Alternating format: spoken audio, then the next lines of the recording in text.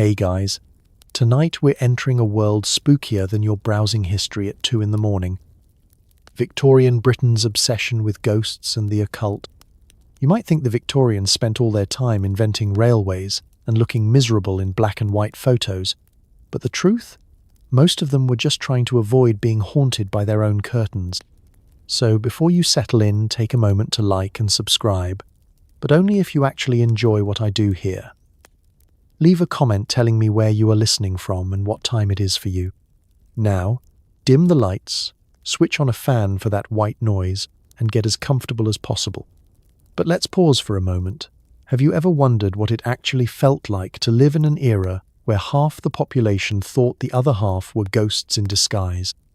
Why were Victorians obsessed with table-rapping spirits, floating trumpets, and mediums who had more stage presence than most West End actors? Did people really keep a ghost diary? Was your biggest fear running out of coal or accidentally summoning a Victorian poltergeist while dusting the drapes? If you had to pick, would you rather sleep in a haunted bed or deal with Victorian plumbing? And how do you politely tell your neighbour that their new hobby, taxidermy fortune-telling, is starting to freak out the dog? Congratulations! You've just woken up in 1872, at the absolute height of ghost mania. You're in a drafty London townhouse. The gas lights flicker. Someone's left a Ouija board out again. Good luck. You awaken to the gentle creak of floorboards and the distant sound of a neighbour arguing with a portrait. Victorian mornings are a foggy mix of chilly air, supernatural dread, and the faint hope your breakfast isn't haunted. You sit up in bed, squinting through the pale London light struggling in through the sooty window. Your first conscious thought is that cold spot at the end of the bed a draft or something with unfinished business? You pull your quilt tighter, which, like every proper Victorian bed covering, is 2/3 embroidery and 1/3 residual sorrow. Someone in the house claims it's haunted by a distant aunt who still wants to remind everyone to sit up straight and never marry a poet.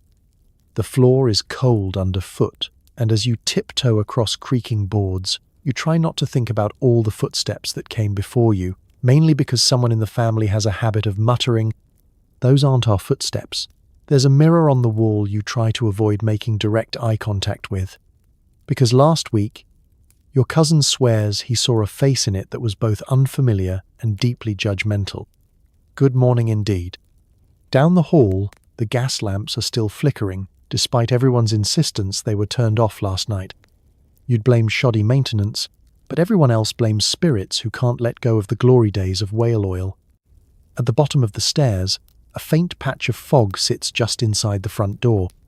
Is it a wandering vapour? Or the spectral remains of last night's boiled cabbage? In Victorian England, you honestly can't be sure.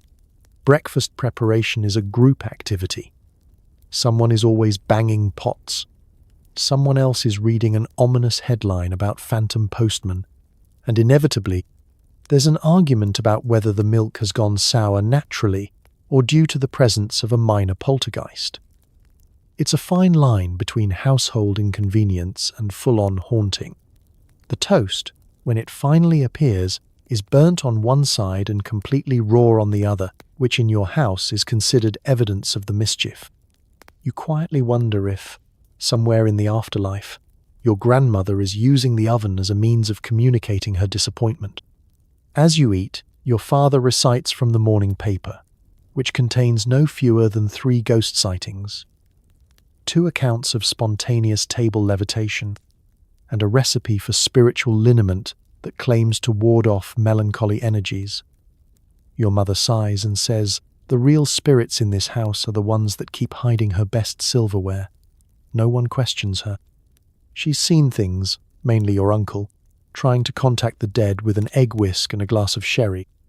Every few mornings, someone in the house wakes up with mysterious bruises, which they immediately attribute to bedroom goblins rather than the more plausible explanation of fighting for space in an overstuffed Victorian mattress.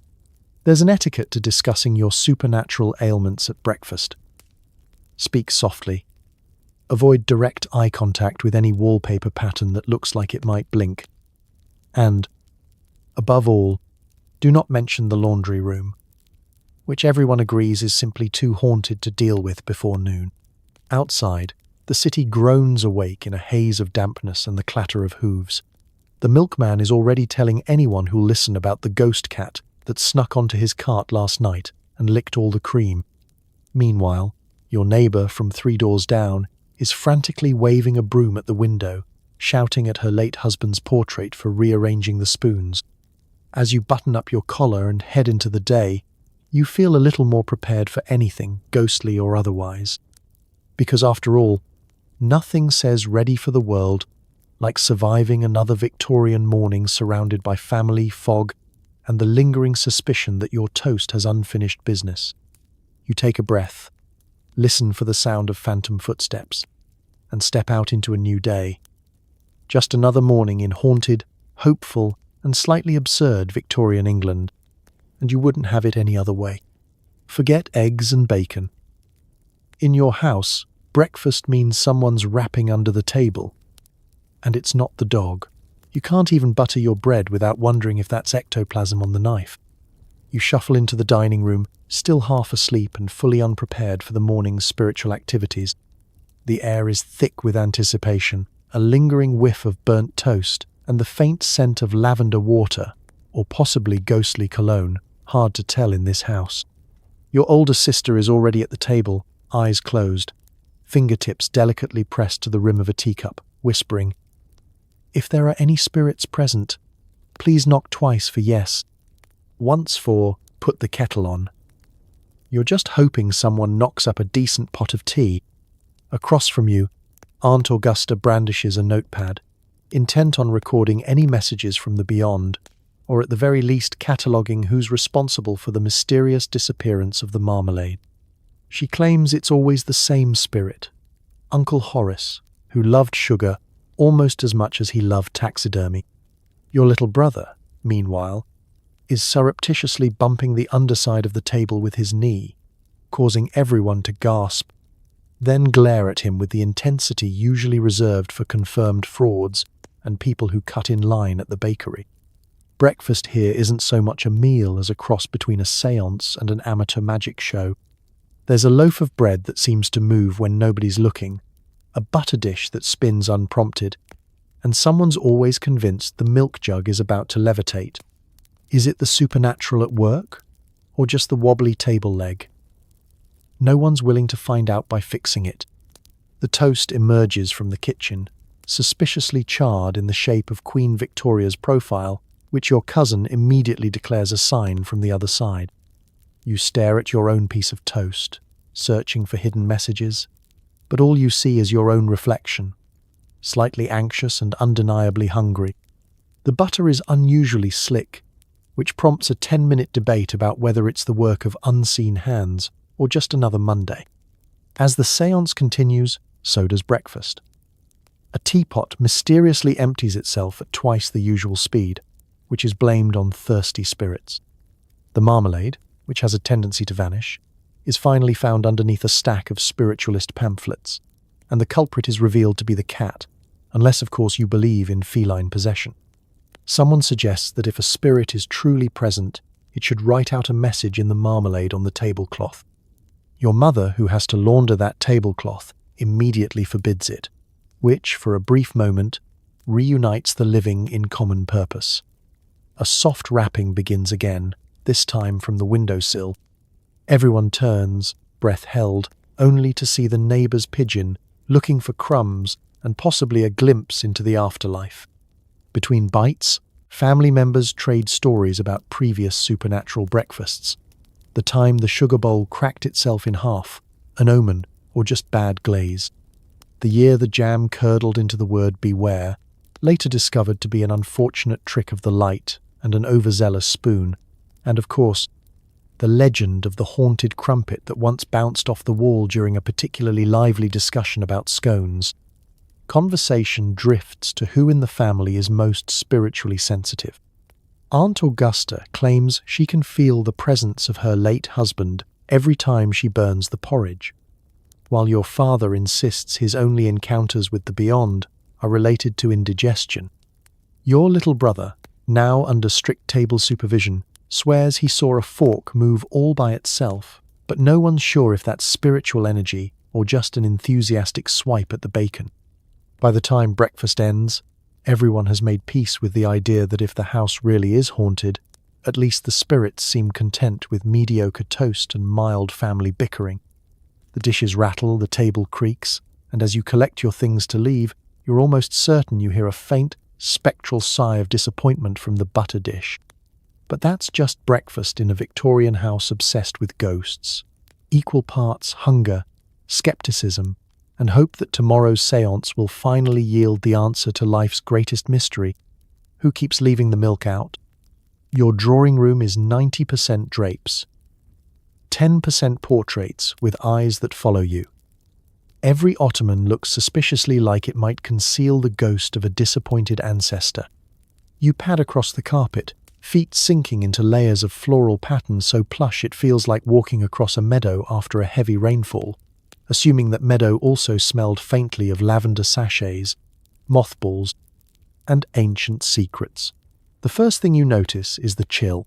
No matter how many velvet curtains you draw or fires you stoke, the temperature in a Victorian sitting room hovers somewhere between tomb and crisper draw. You pull your shawl tighter and hope whatever's hiding behind the wainscoting prefers warm blood.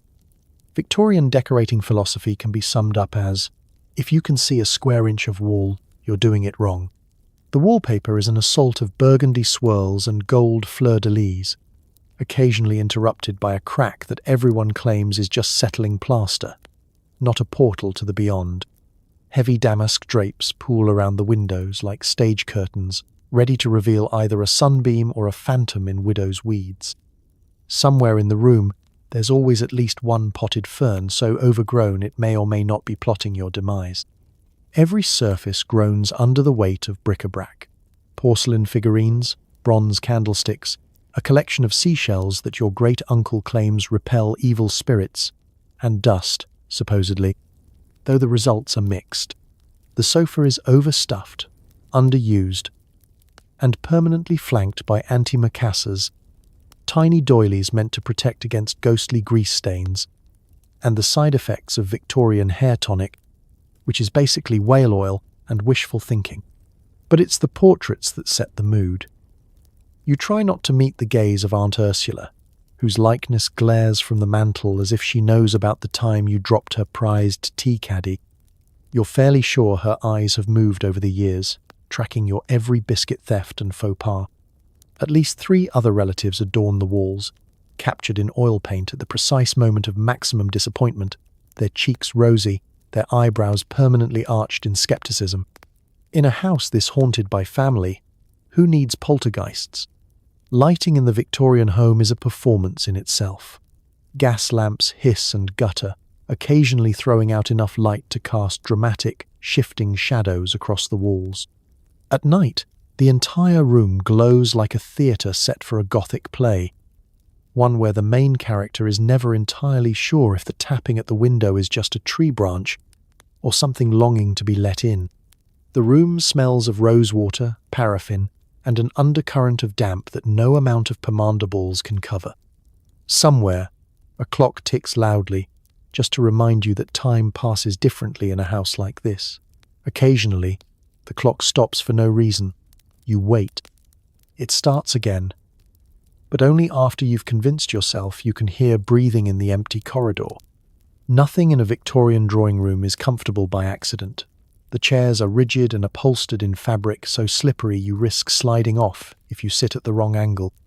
The ottoman, with its mysterious squeaks, is always just a little too far from the fire, ensuring maximum chill and suspense. The only truly inviting seat is the window bench, which unfortunately is rumoured to be haunted by the ghost of someone who lost at whist and now wants revenge, or at least a rematch. In the corner, there's a display cabinet filled with mourning jewellery, pressed flowers, and souvenirs from family funerals, a subtle reminder that in the Victorian mind, death is just another colour scheme. Sometimes, you catch yourself straightening a vase and half expect a spectral hand to reach out and help, or slap your wrist for rearranging the hydrangeas. But that's Victorian design for you. Equal parts comfort and discomfort. opulence and unease. Every room is a stage, every object a possible conduit to the afterlife, and every morning a reminder that your ancestors might just be watching or judging. Or, worst of all, redecorating when you're not looking. Strolling through the fog, every statue looks like it's watching you. Even the ducks have a vibe. Someone claims to have seen the ghost of a lamplighter near the bandstand. You keep your distance. The park is one of those rare Victorian luxuries, a patch of green, technically open to the public, but heavily patrolled by both suspicious squirrels and roomers. The air is thick with that special kind of mist that Victorians considered excellent for the complexion, and everyone else considers excellent for concealing suspicious activity. You'd like to tell yourself it's simply an atmospheric morning, but in this part of town, every weather condition comes with its own ghost story. You move carefully along the gravel path, boots muffled by yesterday's drizzle and the collective footsteps of the dearly departed. Your umbrella is more of a defense mechanism than a weather accessory, ready to fend off both unexpected rain and, should it come to that, overly enthusiastic spectres. As you pass the park gates, ornate, iron, possibly enchanted, you resist the urge to tip your hat to the old stone lion perched overhead. He's famous for blinking at midnight, according to local legend, and you're in no mood to encourage that sort of behaviour. The benches are arranged as though waiting for an audience, all perfectly empty, except for the one closest to the duck pond, which is said to be occupied by Mrs. Nettle's ghostly knitting. You pause briefly, half expecting to see phantom scarves in progress, but there's only a slightly suspicious draft. The ducks, meanwhile, move in clusters, silent and ominous. You nod at them respectfully, in case one is the reincarnation of Lord Halversham, who supposedly drowned in the pond during a spirited and, as it turns out, final attempt at synchronized swimming. You try to avoid the statues, which are stationed at inconveniently regular intervals, each commemorating some Victorian figure who looks deeply unimpressed by your choice of outerwear. There's a cherub with a chipped wing who appears to be smirking, a Roman senator whose marble toga keeps shifting in the mist, and a heroic dog named Reginald, whose plaque claims he once rescued 3 children and a roast beef sandwich from the same pond. You suspect Reginald's heroism is greatly exaggerated, but no one in your family dares challenge a canine ghost story. By the time you reach the bandstand, you're surrounded by whispers, some from the wind, some from actual people, and some from the less communicative members of the afterlife. The lamplighter's tale is especially persistent. They say he appears on foggy mornings like this, swinging his old brass lantern and muttering about unpaid overtime. If you see a faint light bobbing near the trellis, the proper protocol is to avert your eyes and wish him luck, preferably from a safe distance of several flower beds. Children dart in and out of the mist, playing a game called Chase the Shadow, which involves a lot of shrieking, wild gesturing, and occasionally accusing a shrub of being haunted. Their nannies swap stories about the invisible nursemaid who sometimes tucks children in at nap time and is only visible by her extremely loud shoes. It's considered lucky if you hear her, but unlucky if she offers unsolicited child-rearing advice. As you circle the fountain, a monument to local plumbing heroics, you notice the pigeons huddled on the rim, plotting, as pigeons do. One of them has a suspiciously spectral look about it, or maybe it's just missing some feathers. Either way, you toss a crumb with the vague hope it doesn't come back to haunt you. At the far edge of the park, you spot old Mr. Wilkins, wrapped in his usual tartan scarf, walking his invisible dog. He tips his hat and warns you, careful by the chestnut tree. Last week it dropped 3 conkers and a family secret. You nod solemnly, accepting this as normal park etiquette. By the time the church bells chime and the fog begins to lift, you've survived another lap around the most haunted green space in the city. Nothing too alarming, just a few odd looks, a statue with attitude, and the ongoing suspicion that the ducks are up to something supernatural. In Victorian England, that's just a regular stroll, and as you leave the park, you can't help but wonder if maybe, just maybe, you've become part of someone else's ghost story. Madame Dorabella claims she can contact the dead, read your future, and find your missing socks. She also makes a mean scone. The line between psychic power and well-timed guesswork is thin, but profitable. You find yourself at Madame Dorabella's parlor on a Tuesday morning, seated between a potted palm that hasn't seen daylight since the Crimean War and a large velvet cushion shaped like a staring cat. The air smells of incense, cheap sherry, and the faint desperation of the recently bereaved. Madame Dorabella herself is a marvel, a swirl of silk scarves, clinking bangles, and the sort of hat that could double as emergency shelter if the séance runs long. She greets you with a knowing look, which, in your case, might just be recognition from last week's bake sale. No matter the occasion, Dorabella's living room is set for business. The round table is covered in lace and an impressive collection of mysterious stains. Candles flicker in broad daylight, windows are permanently fogged, and on the mantel sits a lineup of spirit photographs, blurry, overexposed, and suspiciously similar to the local grocer. You wonder briefly if you too have already become part of her evidence collection. The session begins with the ceremonial tuning of the vibrations, which mostly consists of everyone holding hands and trying not to giggle while Dorabella hums ominously and rattles a tin of buttons. She asks for silence. She closes her eyes. She breathes deeply, then launches into a detailed message from your great-uncle Arnold, a man you never met, who is now apparently urging you to avoid lentils. This could be psychic insight or just a very good guess based on your complexion. Dorabella's readings are a mix of theatre, intuition, and the ability to spot a nervous twitch at 20 paces. She'll gently ask if anyone's been feeling a cold spot near the hearth, or perhaps a restlessness in the third drawer down. She specializes in practical hauntings, ghosts who can't let go of unpaid debts, lost teaspoons, or unfinished knitting. When your neighbour Mrs. Pemberton bursts into tears because her late husband supposedly misses his favourite hat, Dorabella promises to send a message to the other side. In reality, she sends Mrs. Pemberton home with a slightly used hat and a recipe for currant loaf. Payment is always discreet, a shilling slipped under the butter dish, or, if times are tight, a promise to leave the good scones untouched at the next tea. Dorabella claims her real gift is in bridging worlds, but her secondary gift is keeping everyone well fed and just nervous enough to come back next week. Between consultations, Dorabella dispenses advice as if she's the town's agony aunt for the supernatural. She'll recommend sage for clearing out bad energy, salt for drawing good luck, and a strong gin for relatives who won't stop haunting the attic. She once told your cousin Felix to avoid romance until Venus leaves retrograde. Sound advice, as Felix's last suitor turned out to be a pickpocket and an amateur ventriloquist. Not all her clients believe in spirits, but everyone appreciates her flair for drama. Her scones are legendary, her stories even more so. At any given session, you're as likely to learn about the ghostly poodle in number 12 as you are about which neighbour's husband was last seen whispering to the rhododendrons. Dorabella maintains an air of gentle secrecy, never revealing the full story, but always giving you enough to keep you wondering if the chill you felt in the pantry last night was truly a draft, or the lingering presence of your grandmother's disapproval. When the séance winds down, Dorabella winks and assures you that the spirits approve of your hat, a statement both comforting and subtly prescriptive.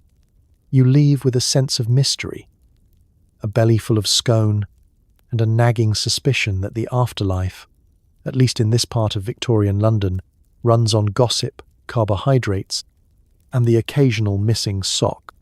That's customer service, Victorian style, and, honestly, you'd book again. No Victorian tea is complete without at least one story about a headless monk or a haunted marmalade spoon. The sugar bowl rattles ominously. You pretend not to notice. The parlour clock strikes 4, and the house springs to attention. Fresh linens are draped over the sideboard, cucumber sandwiches appear as if summoned by spectral butlers, and the teapot steams away on the tray, radiating both comfort and mild foreboding. It's time for afternoon tea, a daily ritual designed to fortify the living and, if the rumors are true, placate the dead who still crave a decent scone. Family and neighbors gather, sinking into overstuffed chairs and eyeing the table for signs of spiritual activity or, more importantly, a second helping of jam. You take your seat, trying not to jostle the tea cozy, which has been hand-knitted into the shape of a rather smug-looking owl. Every cup and saucer is part of a mismatched set, each piece with its own story. A crack here, a chip there, and, in one case, a faint outline that looks suspiciously like the Madonna, or, according to Uncle Edwin, a potato. It doesn't take long for the ghost stories to begin. Someone always opens with the classic, "Did you hear about the headless monk who roams the vestry at St. Paul's?" Nods and gasps ripple around the room. Aunt Judith insists she once saw the monk herself, or possibly a baker, in an ill-fitting habit. Either way, it was unsettling, and the tale is accepted as fact, mostly because it's too early in the day to challenge Judith's memory. As the scones are passed, conversation turns to haunted objects. "That marmalade spoon," whispers your cousin Charlotte, "hasn't stayed in its drawer since the Jubilee. It's been found in the bath, the greenhouse, and once wedged inside a copy of Wuthering Heights." No one can quite explain the phenomenon, though theories abound. Poltergeists, gremlins, or the possibility that Mrs. Plimpton, the housekeeper, has a peculiar sense of humour. The sugar bowl, a heavy silver affair, is notorious for rattling whenever someone mentions the late Mr. Fortescue. The prevailing belief is that he returns, not to offer wisdom, but to ensure no one dares skimp on his beloved cubes. There's an unspoken agreement. If the bowl rattles, you add an extra sugar to your tea, just in case he's watching. You obey, because honestly, you'd rather deal with a mild headache than an angry Victorian ghost who's deeply invested in your glucose intake. Aunt Martha, never one to be outdone, shares her own experience. An eerie night when the parlour curtains fluttered violently and the dog refused to go near the settee for a fortnight. She blames the spirit of great Uncle Cecil, who was famously allergic to dogs and, by all accounts, most people. The story is punctuated by the sound of a teaspoon clinking against china, the room collectively deciding to ignore it. As the tales continue, the children fidget, torn between fascination and fear. They are encouraged to eat more cake to distract them from the story of the ghostly governess, who allegedly haunts the nursery, eternally cross and always on the lookout for unwashed hands. "If you don't finish your tea," warns Aunt Judith, "she'll come for you after dark." This results in a flurry of earnest sipping and a brief truce in the ongoing battle over the last strawberry tart. When the cake crumbs settle and the teapot sighs its last, everyone feels both comforted and slightly unnerved. Tea, after all, is a social lubricant, but in Victorian England, it's also a ward against the unknown. You look around the table, family, friends, and possibly the occasional unseen guest, and realize this, more than anything, is why the ghosts linger. For the stories, for the sugar, and perhaps for one last scone. As you gather your plate and prepare to leave, the sugar bowl gives one final, satisfied rattle. You smile, drop in another cube, and thank Mr. Fortescue, wherever he is, for keeping tea time interesting. You join your friends at the ghost club, where everyone's debating whether ectoplasm is a sign of spirits or just a bad reaction to pickled herring. The meeting ends with someone fainting into a potted fern. You arrive at the appointed townhouse, a gloomy brick edifice helpfully located between a reputable tea room and a shop that only sells black veils. The doorman greets you with a knowing nod, a mixture of skepticism and envy reserved for those bold enough to spend their evening pursuing ghosts instead of the usual Victorian pastimes like fretwork or repressing their emotions. Inside, the air is heavy with expectation and a dash of mothballs, as well as the faint whiff of pipe smoke clinging to the drapes like disappointed spirits. Ghost clubs are all the rage in London these days, especially among the well-read and the easily spooked. The membership is impressive. Clergymen, journalists, scientists with wild hair and wild theories, and at least one baronet who claims to have invented a device that can measure spectral vibrations, It looks suspiciously like a bread box with an antenna. Everyone arrives eager, notebooks in hand, eyes bright with the hope of witnessing something supernatural, or at the very least collecting a good story to dine out on for weeks. Tonight's agenda is pinned to the mantelpiece with a hat pin. Review of last week's manifestation, the mysterious case of the levitating biscuit tin. Debate. Is ectoplasm real or merely lunch? Related. Demonstration. Automatic writing. Or why the table won't stop wobbling. As the club president, a gentleman with a shock of white hair and a bow tie so tight it may be cutting off circulation to his sense of reason, calls the meeting to order. The members shuffle into place on velvet settees and mismatched armchairs. Someone has already staked out the armchair nearest the fire. Prime seating in case a sudden chill signals a ghostly presence or, more likely, the maid has left the window ajar again. The discussion begins in a perfectly reasonable fashion, with members sharing the latest accounts from the newspapers. Haunted railway tunnels, mysterious lights in Hampstead, and the infamous spectral chicken of Brixton still at large. Arguments quickly erupt over the proper scientific method for detecting a haunting.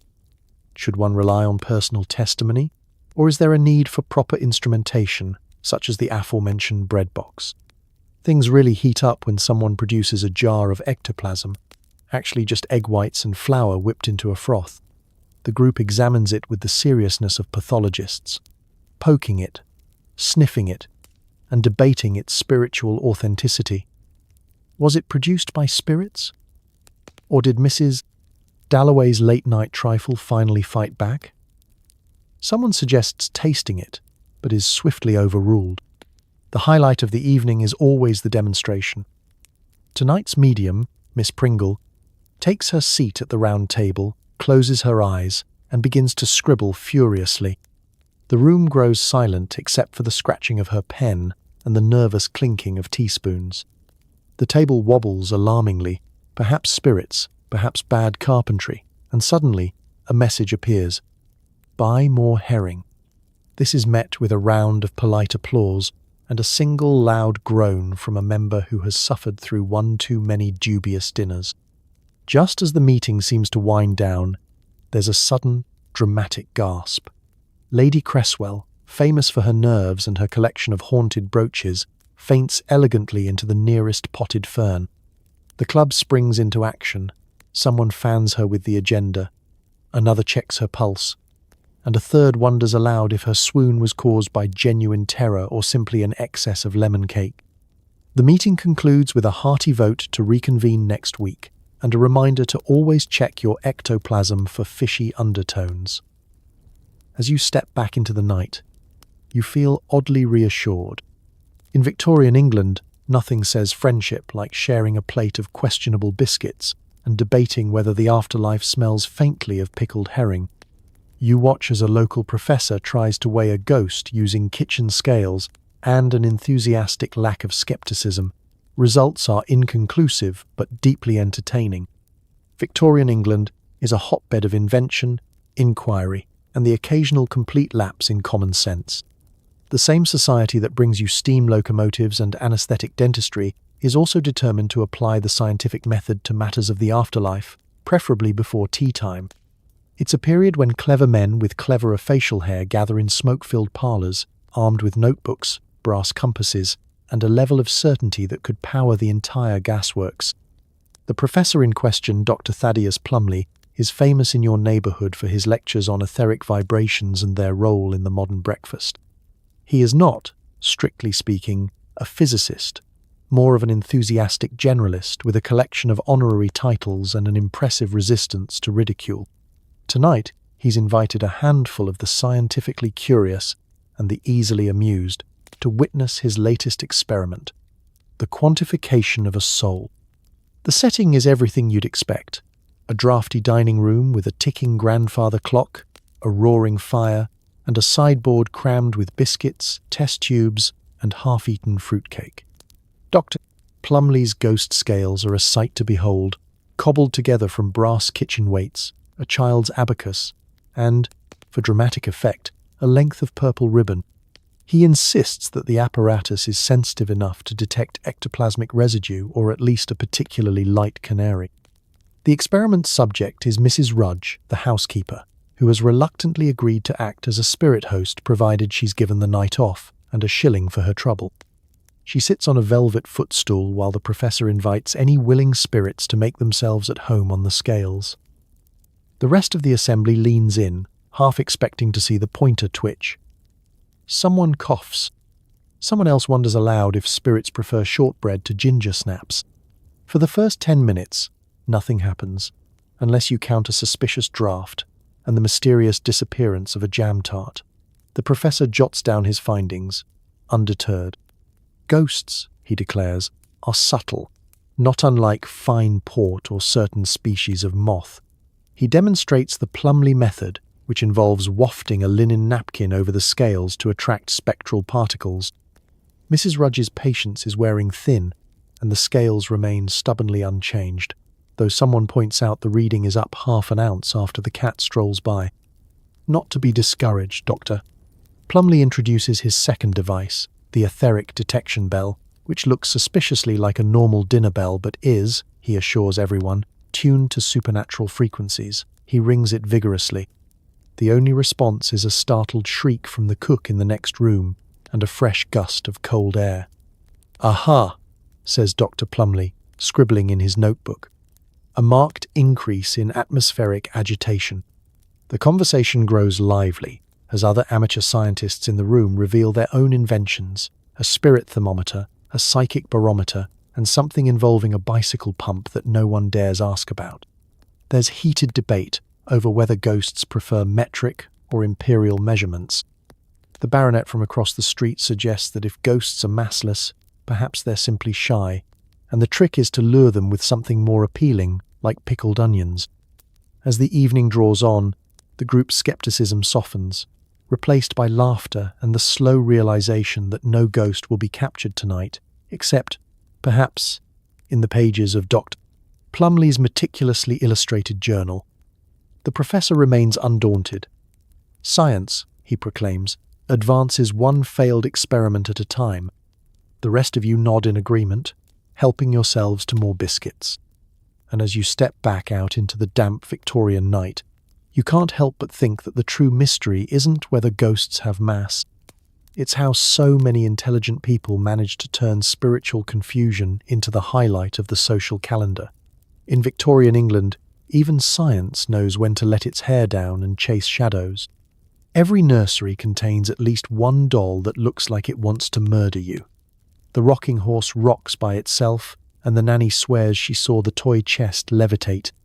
The Victorian nursery is supposed to be a place of comfort and play, but to the uninitiated, it's more like a testing ground for the uncanny. The moment you set foot inside, you're hit with the smell of lavender sachets, wood polish, and something else, possibly fear. The wallpaper is covered in a cheerful print of birds and blossoms, but somehow the eyes on the sparrows always seem to follow you, their little beaks poised to whistle up the nearest poltergeist. The star attractions are, of course, the toys. There's the usual lineup: wooden soldiers, battered hobby horses, a slightly sticky set of building blocks, and, in the place of honour, a vast menagerie of dolls. Victorian dolls are not your modern, smiling, moulded plastic friends. No, these are porcelain, with glassy eyes, jointed limbs, and expressions that hover somewhere between wistful and deeply vindictive. No matter where you stand in the room, one of them is always in your peripheral vision, judging your life choices and possibly remembering all the times you forgot to brush your teeth. The rocking horse is another matter. A beautiful creature, if you can get past its fixed grin and slightly wild mane. It rocks in the corner, sometimes gently, sometimes with surprising enthusiasm, depending on the weather and, according to the nanny, the phase of the moon. You once asked if the movement was caused by drafts or unlevel floorboards. The nanny simply raised an eyebrow and whispered, "It's better not to ask questions after dusk. You have not inquired since." Then there's the toy chest. Every nursery has one, but only yours comes with its own cautionary tales. The lid creaks ominously, even when no one's near it, and objects have a habit of disappearing only to reappear at dramatically inconvenient moments, like a missing tin soldier suddenly materializing in a governess's shoe, or a set of jacks raining down from a high shelf when your uncle comes in to deliver a stern lecture about manners. The nanny, who is generally unflappable, claims she once saw the whole chest lift an inch off the ground and shudder as if a particularly mischievous spirit was searching for lost marbles. And the dolls, oh the dolls. There's the famous Clarabelle, with a porcelain face cracked by years of tumbles and a mop of hair that seems to frizz more on stormy days. Legend has it that if you move Clarabelle from her customary seat by the window, she'll find her way back by morning. No one is willing to test this theory more than once. You've also got the Laughing Twins, a pair of identical dolls gifted by a relative you're certain never liked children. Their laughter, when their strings are pulled, is meant to be cheerful, but after sundown, it sounds like a warning from beyond the veil. For the adults, these quirks are a source of amusement, a parlor trick, a story for the next dinner party. But for Victorian children, whose bedtime stories are full of witches, wandering spirits, and lessons about what happens to those who misbehave, the nursery is an arena of courage. You might bravely venture across the rug at midnight to rescue a favourite toy, or hide under the covers when the moonlight casts a shadow that looks suspiciously like Clarabelle getting ideas. Of course, not every supernatural incident can be explained away. The missing sock that shows up 3 weeks later, stuffed in a hollow block. The lullaby that hums itself from the music box, even after the key is wound down, the way the tin soldiers are always, somehow, facing the door. By morning, the room is all innocence and sunlight again. The dolls return to their seats, the rocking horse stands still, and the toy chest waits patiently for its next victim, a visitor. In Victorian England, the nursery isn't just for play. It's a child's first lesson in the mysteries of the world, the living, the dead, and the ones that rattle when no one else is looking. You're invited to another late-night séance. It's BYOC, bring your own candles. The table knocks twice, someone faints, and nobody is quite sure if the ghost actually showed up. You arrive at number 27 Elmsworth Crescent just as the church clock begins tolling 10, a perfectly ominous hour for communing with the beyond. The parlour glows with a dozen trembling flames. Everyone has brought their finest candles, from beeswax tapers to a half-burnt stumpy thing found at the bottom of a drawer. The air is thick with anticipation and the competing scents of lavender, rose, and whatever eau de cologne Mr. Pennington insists is spiritually conductive. The room has been meticulously prepared for an evening of ghostly entertainment. The table is round, draped in a length of black velvet that's either theatrical or slightly singed from last week's séance mishap. Mismatched chairs are pulled close, and all clocks have been covered. Time, tonight, is meant to stand still, or at least until Mrs. Forsyth's back gives out. The guest list is impressive. 2 amateur mediums, a doctor with a fondness for brandy, a widow who claims to have seen Napoleon's ghost in a bakery, and you, clutching your candle and hoping for a bit of harmless fun and maybe a biscuit. The rules are simple. No one breaks the circle, no one giggles too loudly, and, most importantly, no one mentions the incident with the pudding basin and the spirit of Lord Melton ever again. Everyone places a palm lightly on the tabletop, feeling the chill of the polished wood, waiting for the magic, or at least a draught, to begin. Madame Dorabella, who by day is a formidable bridge player and by night a highly theatrical medium, leads the proceedings. She begins with a breathless invocation. If there are any spirits present, please make yourselves known. Her voice trembles in the darkness, and everyone glances nervously at the curtains, which move suspiciously whenever the wind changes. For several minutes, nothing happens. There's a tense silence broken only by the ticking of a concealed pocket watch, and the very audible sound of Mr. Pennington's stomach regretting that second slice of pie. Then, a knock, 2 sharp taps from beneath the table. The circle tenses. Someone lets out a strangled yelp, and all eyes turn to the source of the sound. Mrs. Forsyth, who has gone pale and is gripping her chair like it owes her money. Madame Dorabella, completely unfazed, assures everyone this is a clear sign of spiritual presence, or possibly loose floorboards. As the séance continues, the questions begin. Is there anyone there? Knock for yes, nothing for no.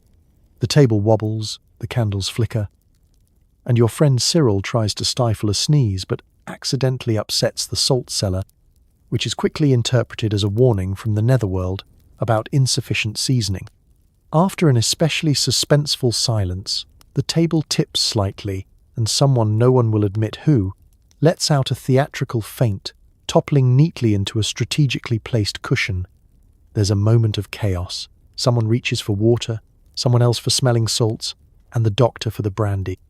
In the aftermath, Madame Dorabella proclaims the evening a resounding success. The circle is convinced they've communicated with at least one ghost, possibly two if you count the mysterious draft by the window. There's a flurry of speculation about which ancestor made contact. Was it great? Aunt Mildred, always keen on late nights and drama? Or old Uncle Bartholomew, famed for his practical jokes and suspicious timing? As the candles burn down and everyone readies to return home, there's a lingering sense of camaraderie. No one can quite agree on what happened. Was it genuine communication, a well-timed gust, or just the cumulative effect of brandy and biscuits after midnight? But it hardly matters. In Victorian England, what counts is the thrill, the story, and the delightful shiver you get from wondering if the night isn't quite as empty as it seems. You gather your candle, thank your hosts, and step into the cool, foggy air, half hoping, half dreading that something might follow you home.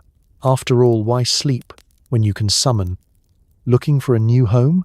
Great news. Half of London's townhouses come with free ghosts. The estate agent calls it character. You call it a hard pass. You meet the estate agent on a chilly Tuesday morning, his top hat gleaming and his moustache waxed into submission. He's already beaming, hand outstretched, eager to show you the absolute bargain that is 43 Maypole Crescent. From the outside, it's exactly what you'd expect from a respectable Victorian townhouse. Ivy crawling across the bricks, a door knocker shaped like a lion, and at least two upstairs windows where the curtains move without any visible assistance. Ah, you'll love the original features, he declares, ushering you up the steps. The gas lamps flicker as you enter the foyer, a promising sign for fans of either ambiance or ghostly mischief. There's a faint chill in the air, though the agent insists it's merely a quirky draft, the sort that keeps the place feeling authentic. He doesn't mention that the previous owner moved out after the wallpaper began peeling itself off in the shape of the family crest. As you wander from room to room, the signs of a haunted house become impossible to ignore. The mirrors fog up for no reason, even when the fire's roaring. Every floorboard groans with a distinct sense of drama, as if demanding a little more respect for its age. The sitting room boasts a grand piano that plays 3 notes around midnight, and the armchair by the window is always mysteriously warm, despite nobody admitting to sitting there since the Queen's last Jubilee. The estate agent rattles off a list of highlights: spacious dining room, high ceilings, and an extremely persistent apparition in the scullery who insists on rearranging the spoons. You nod politely, making a mental note never to cook after sundown. Upstairs, the master bedroom offers unparalleled views of the city and a 4-poster bed that rocks ever so gently at 3 a.m., either due to spectral activity or questionable joinery. But frankly, at this point, does it matter? You peek into the nursery and immediately close the door. There's a doll staring out the window, waiting for something or someone. The agent hurries you along to the guest room, where a cold patch clings to the center of the rug. Very popular with cats, he offers, as if this explains everything. In the hallway, a portrait of a distant ancestor seems to smirk whenever you pass. You try to ignore the sound of distant, ghostly humming coming from the attic. It's not just this house either. The Victorian property market is positively crawling with haunted listings. Some boast gentle, musically inclined poltergeists, while others offer occasional wailing, ideal for those who enjoy a bit of drama. Certain families even see it as a status symbol. The more tragic the haunting, the higher the asking price. Who needs a wine cellar when you can have your own live-in ghost, ready to spook the in-laws and provide endless fodder for party conversation? The agent, sensing your hesitation, assures you that most spirits are harmless. If anything, they're a bit lonely. He's got pamphlets for affordable exorcisms and a stack of testimonials from previous buyers, each more apologetic than the last. I only had to move twice. One review beams. Our ghost prefers Mondays, claims another. You thank him for the tour, declining to leave an offer at this stage. As you step back out into the fog, you can't help but appreciate your own less haunted lodgings, even if your flat's only ghost is the occasional neighbour who listens to the violin after midnight. Because in Victorian London, buying a house isn't just about location. It's also about sharing your bathroom with the dearly departed. And as you close the gate behind you, the curtains in the upstairs window part just a little as if to say goodbye. Or possibly, see you at the open house. You sit for a portrait and end up with a mysterious blur next to your ear. Is it Aunt Edith, or just a bit of smudged developer fluid? Either way, it's an extra charge. The studio is a marvel of Victorian ingenuity and mild health hazards. You step through heavy velvet curtains into a world of chemical smells and solemn-faced assistants. The air is thick with the aroma of photographic fixer, anxiety, and the faint hope that today, for once, you won't blink at the wrong moment. The photographer, Mr. Boniface, greets you with the seriousness of a man who claims to have glimpsed eternity and once photographed an apparition in a teacup. Spirit photography is all the rage. Every fashionable family wants proof that great-uncle Percy is still hanging about, or that grandmama's ghost is looking out for her favourite fern. It's less about saying cheese and more about saying, please, let the afterlife be visible on the first exposure. You're ushered into a straight-backed chair, draped in black silk, and asked to think inviting thoughts. No one specifies what this means, but you try your best to look spiritually approachable and only mildly terrified. Behind the camera, Mr. Boniface adjusts his moustache, then the exposure time, then his moustache again. He shouts instructions to the assistant, "More magnesium!" which results in a spectacular, eye-watering flash of light. As your retinas recover, he explains, in tones both reverent and sales-minded, that the spirits prefer the dim corners of the plate, just beyond the realm of mortal sight, but conveniently within the reach of our deluxe package. The session itself is a delicate dance of science and showmanship. You're told to remain perfectly still while Mr. Boniface moves about the studio, sometimes muttering incantations, sometimes just tripping over the cat. A second assistant wafts what appears to be incense but smells suspiciously of last week's fish pie. You're asked, at one point, to rest your hand on a plaster skull to enhance spectral resonance. You comply, not entirely sure whether this will attract ghosts or simply impress them with your commitment to the bit. After several long minutes and an awkward silence, Mr. Boniface retreats to the darkroom, waving your glass plate like a conjurer with a trick up his sleeve. You sit in suspense, sipping lukewarm tea and trying to avoid the gaze of the other sitters, all of whom are clearly judging your spirit face. The walls are lined with samples, pale, somber Victorians posed next to transparent figures, cloudy wisps, or, in one case, a surprisingly bold apparition, making a peace sign behind a bishop's head. Each portrait has a handwritten caption, "Beloved Aunt Maud, possible dog or unexplained shadow, discount applied." Finally, your photograph is ready. Mr. Boniface presents it with a flourish. There you are, looking both dignified and somewhat shocked. Hovering at your ear is the telltale blur, a faint, misty shape that could be Aunt Edith's ghost, or, as the cynics in the crowd claim, a stray thumbprint from an overworked apprentice. Either way, the photo is a success. You're offered the deluxe matting and frame for a small fee, with a special on hand-tinted spectral enhancements. The process, you realize, is half miracle, half masterful marketing. Some claim the blurs and shadows are just tricks of the light, double exposures, smudges, or an ambitious moth caught mid-flight. Others whisper that the camera lens truly opens a door to the beyond, or, at the very least, makes for an unbeatable conversation starter at dinner. You leave the studio clutching your precious portrait, unsure if you've really captured the supernatural or just the spirit of Victorian optimism and entrepreneurship. Either way, your family will display it with pride, convinced that proof of the afterlife is hanging right above the fireplace, next to the photograph of the dog who looked suspiciously transparent even in life. And for the rest of your days, every time you catch a blur in the corner of your vision, you'll wonder, Aunt Edith? Or just a smudge? In Victorian England, it's sometimes impossible to tell the difference.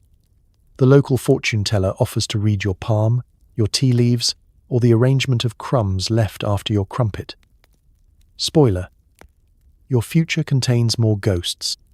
The fortune teller's shop is tucked between a milliner who specializes in hats shaped like fruit and a tobacconist who claims his cigars are approved by spirits.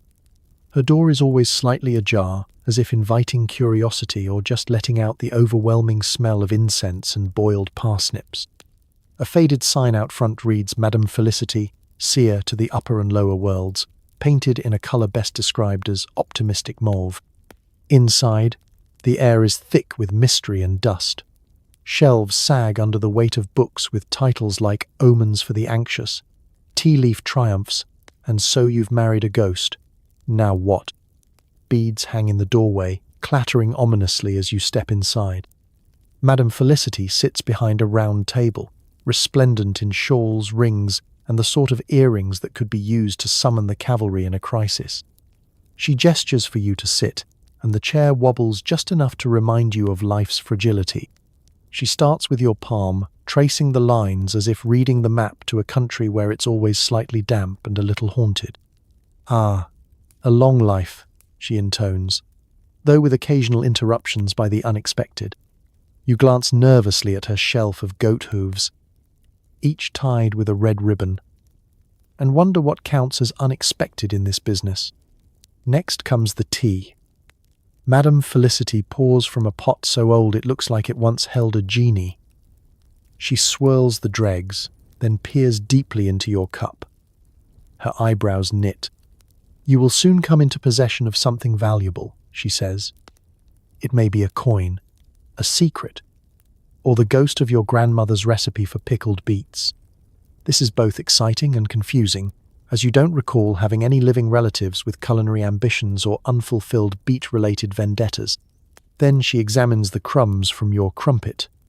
This, you're told, is an ancient art passed down through generations of people who had limited access to proper tarot cards. She pushes the crumbs around with a silver spoon, squinting theatrically. A journey lies ahead, perhaps a literal trip, perhaps only a metaphorical excursion to the corner shop.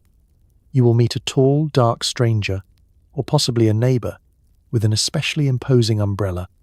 And beware of Wednesday afternoons. They are fraught with supernatural perils and occasionally disappointing weather. For an extra shilling, Madame Felicity offers to consult the goat hooves. You agree, partly out of curiosity, and partly because you're hoping to get your money's worth. She shakes the hooves in a velvet bag, tosses them on the table, and examines their configuration with the gravity of a parliamentarian about to vote on tax reform. You are protected, she finally announces, by forces both seen and unseen, and your socks will continue to disappear in the laundry. This last prediction feels eerily accurate. Throughout the session, the atmosphere is equal parts mystic and mildly absurd.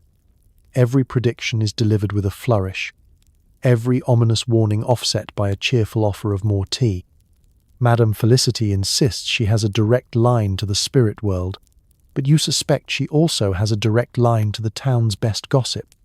The room is full of trinkets, dusty velvet, and the lingering sense that much of your destiny depends on your willingness to believe. As you prepare to leave, Madame Felicity presses a lucky coin into your palm. guaranteed to keep away minor spirits and all forms of indigestion, and reminds you to keep your heart open and your windows shut after dusk. Outside, you feel lighter, as if a small portion of your future has already been sorted, folded, and neatly placed in the mysterious cosmic laundry basket. In Victorian England, fortune-telling is less about certainty and more about comfort, plus the occasional warning about haunted cutlery. And, as always, the promise of more ghosts just around the corner. Funerals are less about mourning, more about outdoing the neighbours. Black horses, elaborate hearses, and maybe a paid mourner who swears he can see ghosts in the rafters. In Victorian England, death isn't so much an end as it is an opportunity for social spectacle, upward mobility, and an outrageous bill from the undertaker. The moment a family member shuffles off this mortal coil, the entire household shifts into high gear. The curtains are drawn, the clocks are stopped, and someone is dispatched to order at least 6 yards of the blackest crepe fabric known to humankind. If you're really unlucky, Aunt Maud gets to the hat shop before you do, returning triumphantly with a veil long enough to trip over twice before the main course. The first order of business is the hearse, and here's where the Victorian commitment to pageantry truly shines. A modest family might settle for a single pair of black-plumed horses, but if you're really looking to make an impression, or finally one-up Mrs. Bracknell across the lane, you commission a team of 6 with matching ostrich feathers, silver-plated harnesses, and a coachman who's been practicing his tragically stoic face in the mirror since Easter. The hearse itself is a glass-sided wonder, reflecting not only your loss, but also your excellent taste in funereal carriage work. Next comes the mourners. Every respectable Victorian funeral requires a cast of dozens, with ranks and assignments more complicated than a royal wedding. There's the immediate family, draped in black and exuding the right amount of visible suffering. Behind them trail the complementary mourners, friends, acquaintances, distant cousins, and a few neighbours who just love a good parade. At the very back, bringing up the rear, is the hired help. Professional mourners, paid by the tear, who can weep, wail, and wring their hands on cue. Some claim to have the gift of second sight, and can be counted on to point out spectral figures lingering by the bell tower, or to declare, with great sincerity, that the dearly departed is moving towards the light, via the refreshment table. Flowers are another opportunity for showing off. Victorian florists specialize in elaborate displays, wreaths shaped like angels, anchors, lyres, or, if you're really unlucky, a heart pierced by a flaming sword. It's what Cousin Frederick would have wanted. There are posies for every mourner, lily arrangements for the church, and enough violets to knock out a sensitive clergyman at 50 paces. If you really want to impress, you go for the floral tribute that spells out a message, something subtle, like in heaven, or, for the competitive at heart, best funeral yet. The actual service is a balancing act of solemnity and strategic seating. Everyone scans the pews for familiar faces, and especially for Mrs. Bracknell to see if she's taken notes for her own eventual send-off. The organist plays the saddest tune in his arsenal, and the vicar delivers a eulogy that somehow manages to mention both the dearly departed's tireless charity work and their regrettable turnip wine. Throughout, children are bribed with boiled sweets to remain quiet, while the paid mourners keep up a steady, impressive moaning, just loud enough to remind everyone how much this event cost. After the funeral, the real business begins. The wake. Tables groan under the weight of cakes, jellies, cold meats, and enough sherry to raise the dead, metaphorically, one hopes. Here, neighbours swap stories, trade condolences, and secretly score each other's funeral performances. If you're lucky, the resident sensitive will announce that the dearly departed is at peace, unless, of course, something falls off a sideboard, in which case everyone's headed straight back to Madame Dorabella for a follow-up séance. By the time the last carriage rattles away, you're left with armfuls of flowers, a hoarse professional mourner, and the unspoken assurance that, in Victorian London, your social standing is alive and well, even if your loved one is not. And really, isn't that what death is all about? Your closet is 70% black. The rule is, the sadder you look, the more likely you are to spot a ghost, or at least win points with your mother-in-law. In Victorian England, nothing says bereaved and loving it like an ensemble so black it makes midnight look washed out. The death of a loved one is less a personal loss and more an elaborate sartorial challenge, one that will leave your wardrobe weeping for colour and your tailor gleefully rubbing his ink-stained hands. You emerge from bed each morning, less like a person and more like a well-draped shadow, ready to face a world where expressing grief is both a solemn duty and an Olympic-level competition.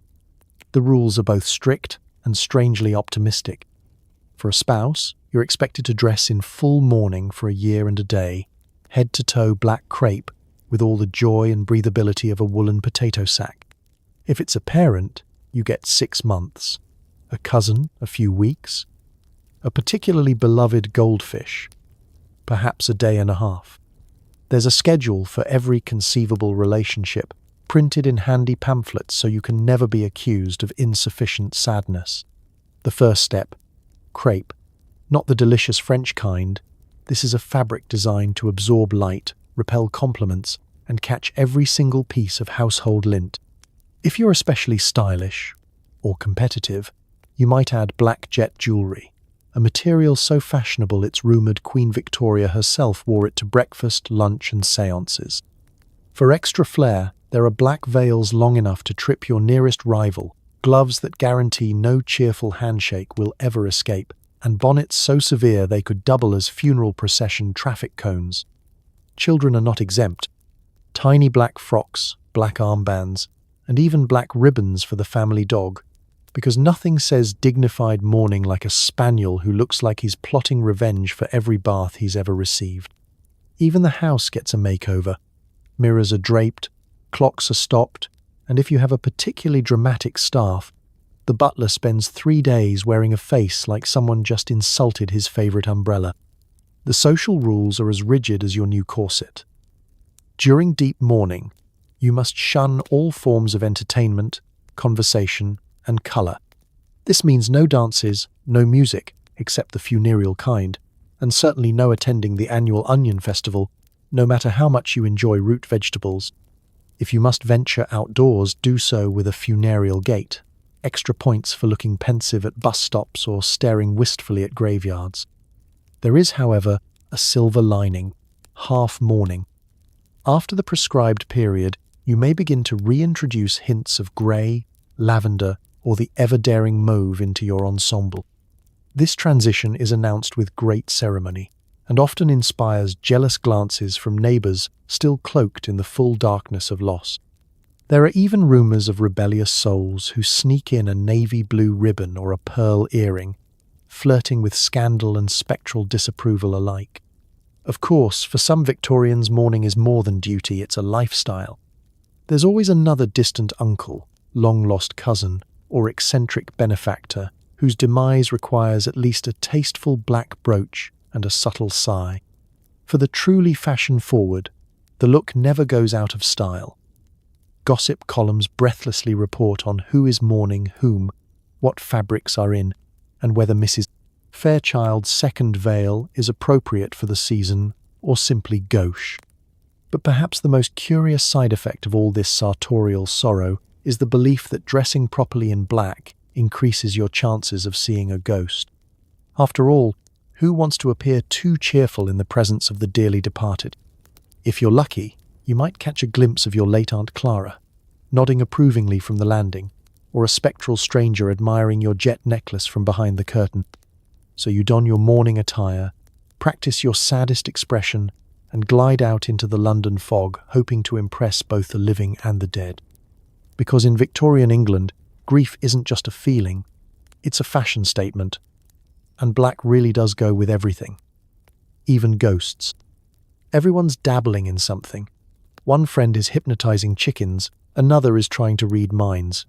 You just hope no one accidentally curses your umbrella again.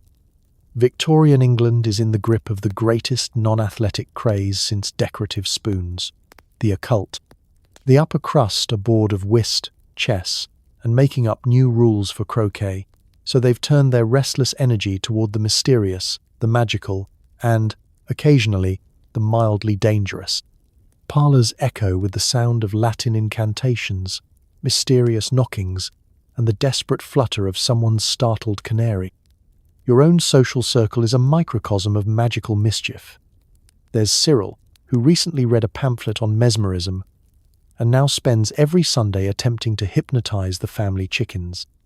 His efforts have led to 3 eggs laid in the shape of the Queen's profile, 1 fainting goose, and an awkward conversation with the local vicar.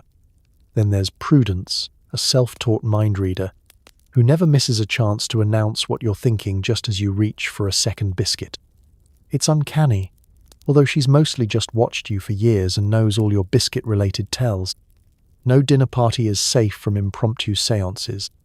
After dessert, guests crowd around the table, hands clasped and brows furrowed, as someone attempts to summon Napoleon, Cleopatra, or, failing that, Cousin Hubert, who always owed someone money. The results are varied. Sometimes the table levitates, sometimes only the dessert wine does. Once, your neighbour accidentally summoned a terrible draught that rattled the aspidistra for a full hour. Magicians are everywhere, half of them self-appointed, the rest simply victims of a well-timed gust of wind and a loose deck of cards. There's a healthy trade in tarot decks, palmistry charts, and guidebooks with names like How to Read the Mind of Your Milkman. Every bookseller in London stocks grimoires alongside etiquette manuals and the latest penny dreadfuls. Even respectable scientific gentlemen, moustaches bristling with enthusiasm, debate whether invisible forces lurk in the ether, ready to be tamed by anyone with a strong will and a fondness for velvet cloaks. Speaking of moustaches, no one trusts a magician without a truly impressive one. It's widely accepted that the size and curl of one's facial hair is directly proportional to one's ability to commune with the unknown. Your friend Algernon, whose handlebar moustache could double as a coat rack, is convinced his facial adornment is the secret to his recent success in levitating spoons, although, in your opinion, it's mostly a trick of the light and a concealed length of string. Mesmerism, that peculiar cousin of hypnotism, is the talk of every fashionable salon. People line up to be put in a trance and, for reasons never fully explained, to cluck like chickens or recite the alphabet backwards. The family dog, now suspicious of swinging pocket watches, has taken to hiding under the sideboard whenever Prudence brings out her mesmerist's kit, which mostly consists of shiny objects and wishful thinking. Of course, not all occult experiments end in polite applause. There was the infamous incident when someone tried to divine the future by reading the cracks in the dining room ceiling, only to discover that the real prediction was an urgent need for roof repairs. And then there's your umbrella, which has never recovered from being accidentally cursed during an enthusiastic recitation of the spell of eternal dampness. It now refuses to open on rainy days and only works indoors, a curious but impressive party trick. Through all the magical mishaps, you've developed a healthy respect for the Victorian occult, part theatre, part science experiment, part wishful thinking. Behind the candles, charms, and impressive facial hair, everyone's really just hoping for a little excitement, a good story, and maybe a sign that there's more to life than tea, fog, and endlessly losing at whist. So you pocket your lucky coin, keep an eye on your umbrella, and leave the mind reading to Prudence. Because in Victorian England, magic is everywhere, if only you're willing to look. You buy a lovely mirror at the market. It immediately fogs up and whispers your childhood nickname. The dealer offers no refunds. Antique shopping in Victorian London is less of a leisure activity and more of an extreme sport, one where the greatest prize is not coming home with an item that wants to murder you in your sleep. Market stalls overflow with curiosities. Old clocks, chipped porcelain, faded books, and a shocking abundance of candlesticks. You try to convince yourself that, this time, You'll come away with only the safest, most sensible household trinket. But then you see it, the mirror, oval, gilt-edged, and practically glowing with potential. The moment you hand over your coins, the dealer grins just a little too widely. "It's seen things," he says cryptically, tucking your money into his apron with hands that may or may not have recently handled frog entrails. You lug the mirror home, whistling past the graveyard, just to show you're not superstitious, and place it in the hall, where it instantly fogs up and, in the faintest possible script, spells out your old nickname, Pickle. You have never told anyone in London about Pickle. You start to suspect you have not bought a bargain, but a portal. The truth is, cursed objects are everywhere. There's the music box that plays on its own, producing God Save the Queen backwards at midnight. Or the oil lamp that never quite goes out, even when dunked in water, stuffed with tea leaves, or threatened with exorcism by the family cat.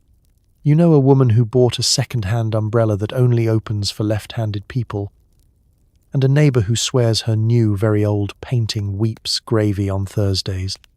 You consult the local experts. Madame Dorabella offers a reading, her scones mysteriously crumb-free for once. She places her hand on the mirror and closes her eyes.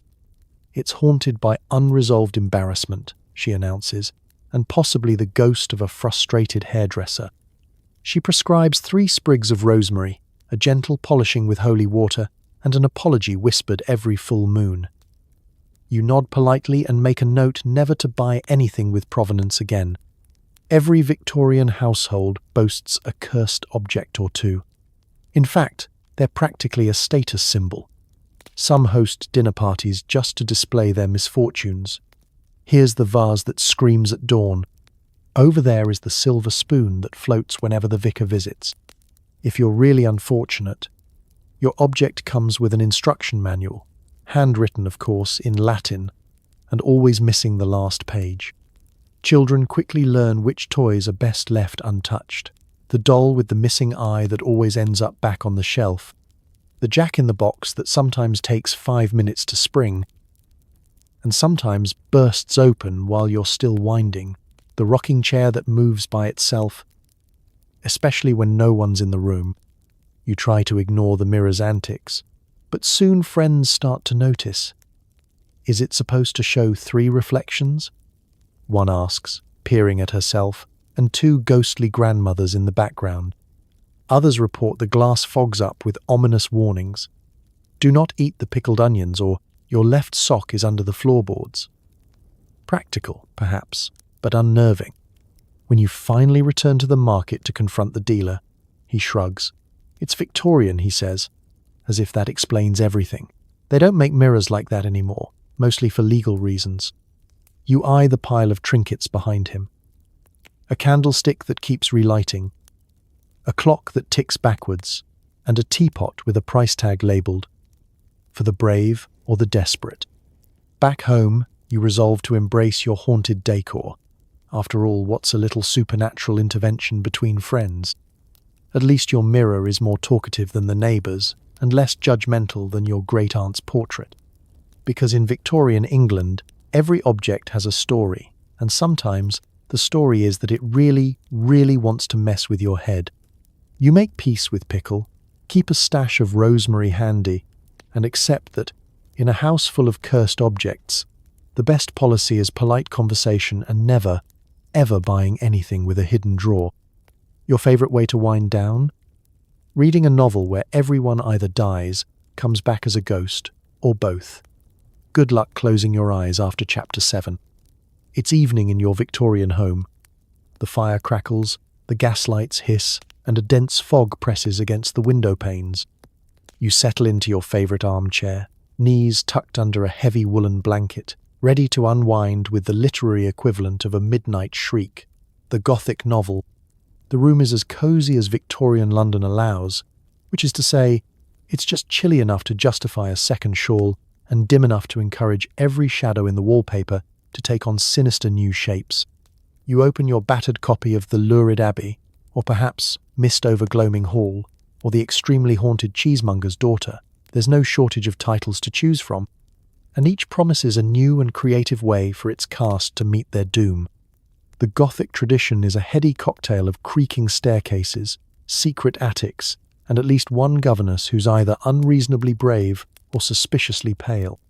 The best stories are sprawling sagas in which the characters, having run out of rational things to do, spend most of the plot wandering torchlit corridors, encountering spectral hands, and ignoring every sensible piece of advice. As you read, you realize that the true star of every Gothic novel isn't the hero or the villain, it's the house itself. Every page brings a new architectural monstrosity.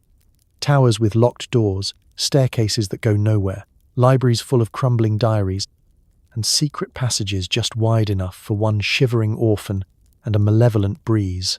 The weather is never good. It's either raining, storming, or threatening to do both at once. You begin to suspect that meteorology itself is a kind of Gothic villain. The characters are marvels of anxiety. There's the Byronic hero, all wild eyes and untamable hair, brooding over family secrets and suspect moustaches. There's the innocent heroine, forever fainting in the moonlight, clutching a candle and a letter revealing some shocking family curse. The family dog is usually the first to notice when things are amiss, and tragically, the first to disappear when the haunted tapestry starts whispering at midnight. Of course, there are always ghosts. Sometimes they float regally down the stairs, glowing faintly and lamenting their lost jewelry. Sometimes they rattle the doorknobs or write ominous messages in the condensation on the conservatory glass. Occasionally, the ghosts don't even bother with subtlety. They fling candelabras, rearrange the cutlery, or appear in mirrors just as you're about to check your hair. These literary spirits are dramatic, overworked, and always up for a bit of late-night existential dread. You tell yourself it's just a story, but by the time you reach chapter 7, you're starting to hear things. The wind howling, the stairs creaking, the distant sound of Aunt Mildred's cat dragging something heavy across the attic floor. You consider reading something lighter, perhaps a botanical guide or a gentlewoman's primer on moderately haunted gardens, but the pull of the Gothic is too strong. You promise yourself you'll stop after this chapter, then immediately read 3 more, just to make sure the ghost really is at rest.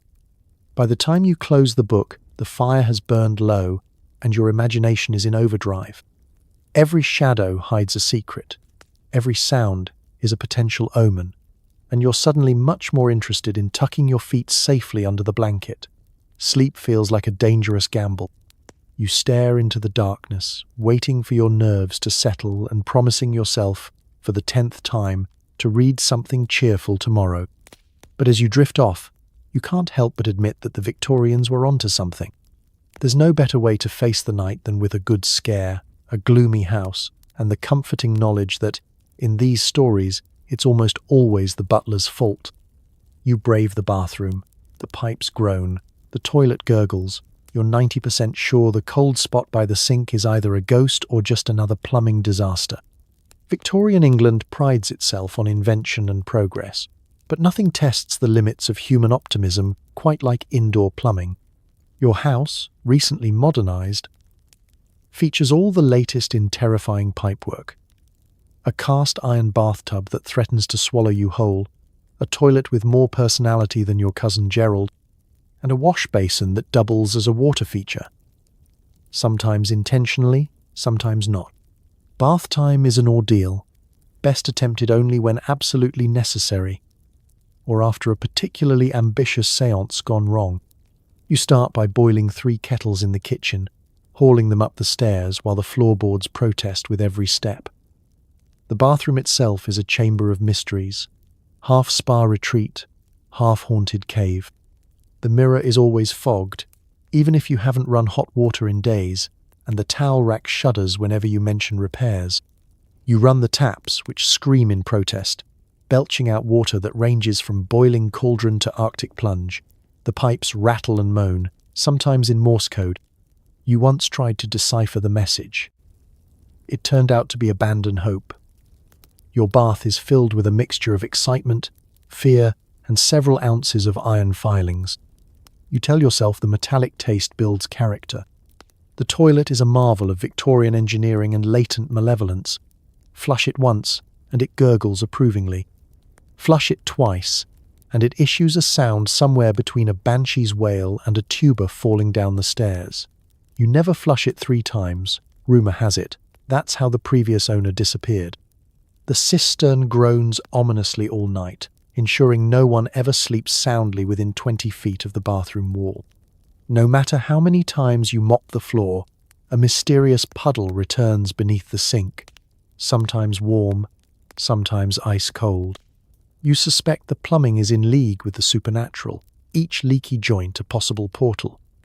More than one family member has claimed to feel an icy hand on their shoulder while brushing their teeth, but you're almost certain it's just the draft from the ill-fitting window, or the ghost of someone who died waiting for the hot water. Showers, if you're lucky enough to have a shower, are an exercise in tactical agility. The trick is to stand directly under the single brave drip of tepid water, while avoiding the sudden Arctic blasts that threaten to turn you into a Victorian ice sculpture. Your aunt insists the best way to shower is with an umbrella and a healthy disregard for dignity. You simply hum "Nearer My God to Thee" and hope the experience ends with all your toes intact. Maintenance is a family affair.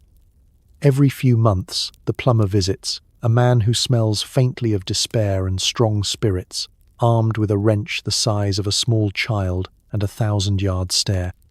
He disappears into the crawlspace for hours, emerging only to declare that the spirits are restless and triple his fee. Your mother refuses to replace the pipes for fear of disturbing whatever ancient energies are holding the house together. Your father blames continental innovations. The dog blames everyone. Yet, for all the horrors, there's a certain camaraderie in surviving Victorian plumbing. You bond with your neighbours over tales of midnight floods and haunted faucets. Children dare each other to touch the cold spot by the sink, and every successful bath feels like a small miracle, proof that you, too, can conquer the most terrifying force in the house. So, you leave the bathroom, towel clutched to your chest, and breathe a sigh of relief. The pipes may groan, the toilet may plot, but you've survived another round. In Victorian England, the real ghosts are made of copper and lead, and they haunt you every time you turn the tap.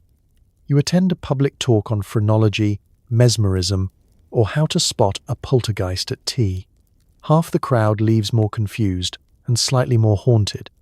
Victorian England is obsessed with enlightenment, which, in this era, means gathering in chilly lecture halls to watch men with dramatic sideburns explain why ghosts are definitely real and possibly hiding under your pudding basin. There's a lecture for every variety of spiritual trouble. The handbills promise wonders never before revealed to mortal man, usually followed by a footnote about tickets being half price for ladies and clergymen. Tonight's venue is the local Mechanics Institute. High ceilings, flickering gaslights, and seating that guarantees either a sore back or a lifelong grudge against whoever invented the folding chair. You take your place among the curious, the skeptical, and the genuine seekers after truth, who are mostly there for the biscuits at interval. The air buzzes with anticipation and moths. The evening's first speaker is Dr. Bartleby, a renowned phrenologist who believes the shape of your skull can predict your susceptibility to ghostly encounters. He produces a plaster head covered in bumps and numbers and invites the bravest in the audience to be examined. Mrs.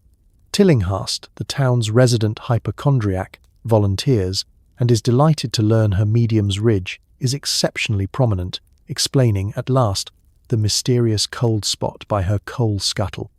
Next up is Professor Thistlethwaite, a mesmerist who claims he can send a man to sleep with a single swing of his fob watch. He demonstrates his technique on a local solicitor, who instantly collapses into a snoring heap. The crowd applauds, not sure whether they've witnessed genuine mesmerism or simply the after-effects of the solicitor's 5th port at supper. The professor then attempts to transfer psychic energy to a guinea pig, but the animal appears more interested in eating his lecture notes than communing with the other side. After a brief interval, and the rapid consumption of too many stale custard creams, the main event begins: how to spot a poltergeist at tea. presented by the famous Miss Lottie Pym. Miss Pym is resplendent in sequin taffeta and a hat that might qualify as a minor architectural landmark. Her talk is a dizzying mix of practical advice and outright performance. She demonstrates the correct way to detect a haunted sugar bowl, it will rattle when you mention tax evasion, and warns against accepting second helpings from spectral hands, bad luck and bad jam, best avoided. The audience is transfixed as she narrates her most harrowing encounter, a haunted teapot that refused to pour for anyone except a recently deceased aunt. There are gasps, a few nervous giggles, and one man who leaves in a hurry, vowing never to drink Darjeeling again. Throughout the evening, the line between science and stage magic blurs spectacularly. Lecturers swap ghost stories, offer dubious empirical evidence, often in the form of badly smudged photographs, and sometimes challenge skeptics to duel with magnetic rods. The audience, meanwhile, revels in the drama, partly entertained, partly convinced, and mostly relieved when the lights come back on and nothing seems to be levitating. As the event winds down, you collect your pamphlets, Ghosts and Their Habits, 10 Telltale Signs of a Cursed Muffin, and try not to think too hard about the mysterious stains on your neighbour's frock coat. You're a little more confused about the workings of the spirit world, a little more suspicious of household objects, and slightly more haunted, if only by the memory of Professor Thistlewaite's hypnotised guinea pig. In Victorian England, this is science, dazzling, dramatic, and just a little bit haunted. And you know what? You wouldn't have it any other way. You hear about the latest national scandal. Two sisters with a pair of apples and a great sense of timing have fooled half the country into believing in ghosts. Victorian England is no stranger to a good hoax, especially when it involves the supernatural. There's nothing the public loves more than a rousing ghost story, unless it's a scandalous reveal that the ghost was actually a schoolgirl with a clever foot and a flair for dramatic pauses. In an era obsessed with séances, table rapping, and messages from the great beyond, even the most outlandish spirit can gain instant celebrity status, especially if there are apples involved. The story goes like this. The Foxley sisters, Mabel and Prudence, live in a perfectly ordinary village and a perfectly drafty house. One autumn evening, bored of parlour games and emboldened by a surplus of Granny Smiths, they devise a plan to make the furniture talk. By secret agreement, one sister drops an apple on the floor at just the right moment, producing a knock that echoes through the room. The other gasps, pale-faced, and whispers, "Did you hear that? The spirits are here." The audience is hooked. Soon, word spreads. Neighbours gather nightly to commune with the spirits, clutching hands, eyes wide, as apples tumble, windows rattle, and the sisters ask the ghost questions only it could possibly know, like, where did Mrs. Forsyth misplace her wedding ring? In the bread tin. Everyone knows it but Mrs. Forsyth. With every knock and bump, belief grows. Before long, the Foxley sisters are the talk of the county and have a steady queue of eager believers lining the garden path, apples in hand, hoping for messages from beyond. Enter the newspapers. Victorian journalists are always hungry for a story that combines the supernatural with the faintest whiff of mischief. Headlines scream, "Spirit manifestations in Sussex," and local girls contact the beyond, pippin apples. Suspected. Drawing rooms fill with debate. Are the Foxleys truly gifted or simply mischievous? Ministers issue sermons. Scientists with alarming beards arrive with notepads and solemn faces. Even the local vicar admits the knocking is quite convincing, if a trifle repetitive. The sisters, to their credit, maintain their composure. Prudence insists she's merely a vessel for spiritual forces, while Mabel offers her services for a modest fee and a slice of plum cake. Skeptics multiply, but so do the believers. Copycat séances spring up across the nation, each with its own twist. Some use oranges, some potatoes. One ambitious family attempts it with a pineapple, which only results in a sticky carpet and no discernible spirits. Of course, the truth eventually wobbles out. An especially astute aunt, suspicious of the girl's newfound affection for fruit bowls, catches Mabel red-handed, apple in palm, just as the ghost is answering a question about Uncle Henry's missing galoshes. The revelation is both scandalous and hilarious. The sisters are swiftly demoted from mediums to troublemakers, but their legacy endures. For months, foxleying becomes a verb, meaning to pull off a convincing ghost hoax with household produce and a straight face. In the wake of the debacle, Victorian society divides neatly into two camps: those who are embarrassed they ever believed, and those who claim they suspected all along. Magazines publish tips on how to detect a counterfeit spirit, while mothers everywhere begin locking up the fruit bowl after dark. But as the years pass, the hoax takes on a charm of its own. People recount it with laughter at dinner parties, admitting that, in a world of real sorrows and chilly nights, a good ghost story, true or not, makes life a bit more bearable. And the next time you hear a mysterious knock in the middle of the night, you can't help but wonder, is it a spirit from the other side or just a particularly resourceful Victorian with an apple and a mischievous grin? Nothing says romance like a midnight message from your late Aunt Beryl. Victorian dating. Come for the awkward eye contact, stay for the accidental exorcisms. It's a truth universally acknowledged that a single Victorian in possession of a good fortune must be in want of a haunting, or at least a love life complicated by the supernatural. In a world where courtship is governed by etiquette manuals, chaperones, and at least 6 layers of starched linen, it's no wonder the young and romantically restless look for signs wherever they can find them. And sometimes, those signs are delivered straight from the spirit world. A typical courtship begins not with flowers or poetry, but with an earnest exchange of lockets and lockets within lockets. It's all about keeping secrets close to your chest. You might be invited to a garden party or an afternoon stroll, only to discover that your intended's family prefers their social gatherings with a dash of the occult. Before you can so much as offer an awkward compliment about the weather, you're seated around a table, fingertips gently resting on the surface, awaiting a sign from beyond. Will you declare your affections? Only if the table raps 3 times, or a candlestick topples in your general direction. Victorian matchmaking is rarely straightforward. Mothers and aunts take a keen interest, often consulting local mediums about your prospects. Will Percy ever propose? Does Clara's aura seem especially marriageable? Madame Dorabella's advice is in high demand, whether she's reading tea leaves for hints of romance or communing with a dearly departed relative who, suspiciously, has strong opinions about dowries. More than one engagement has been broken off after a séance produced the wrong sort of spectral blessing. No one wants to compete with the undying devotion of Cousin Reginald, even if he's been dead since Waterloo. Flirtation is an art form, especially when interrupted by poltergeist activity. An innocent exchange of glances can be ruined by a cold spot drifting between you and your beloved. You may find your love letter mysteriously vanishing from your writing desk, only to reappear tucked inside your rival's boot, or under the family Bible, open to a page on patience and suffering.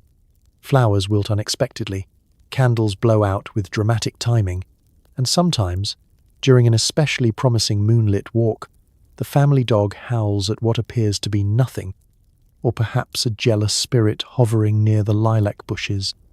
Of course, nothing cements a budding relationship quite like surviving a group séance together. There you are, sitting side by side, hands trembling as Madame Dorabella demands the spirits make themselves known. If the table moves in your favour, perhaps love will follow. If the table rises off the floor and spins across the room, it's considered an omen, either of passion or of Aunt Beryl's ongoing disapproval, depending on the velocity.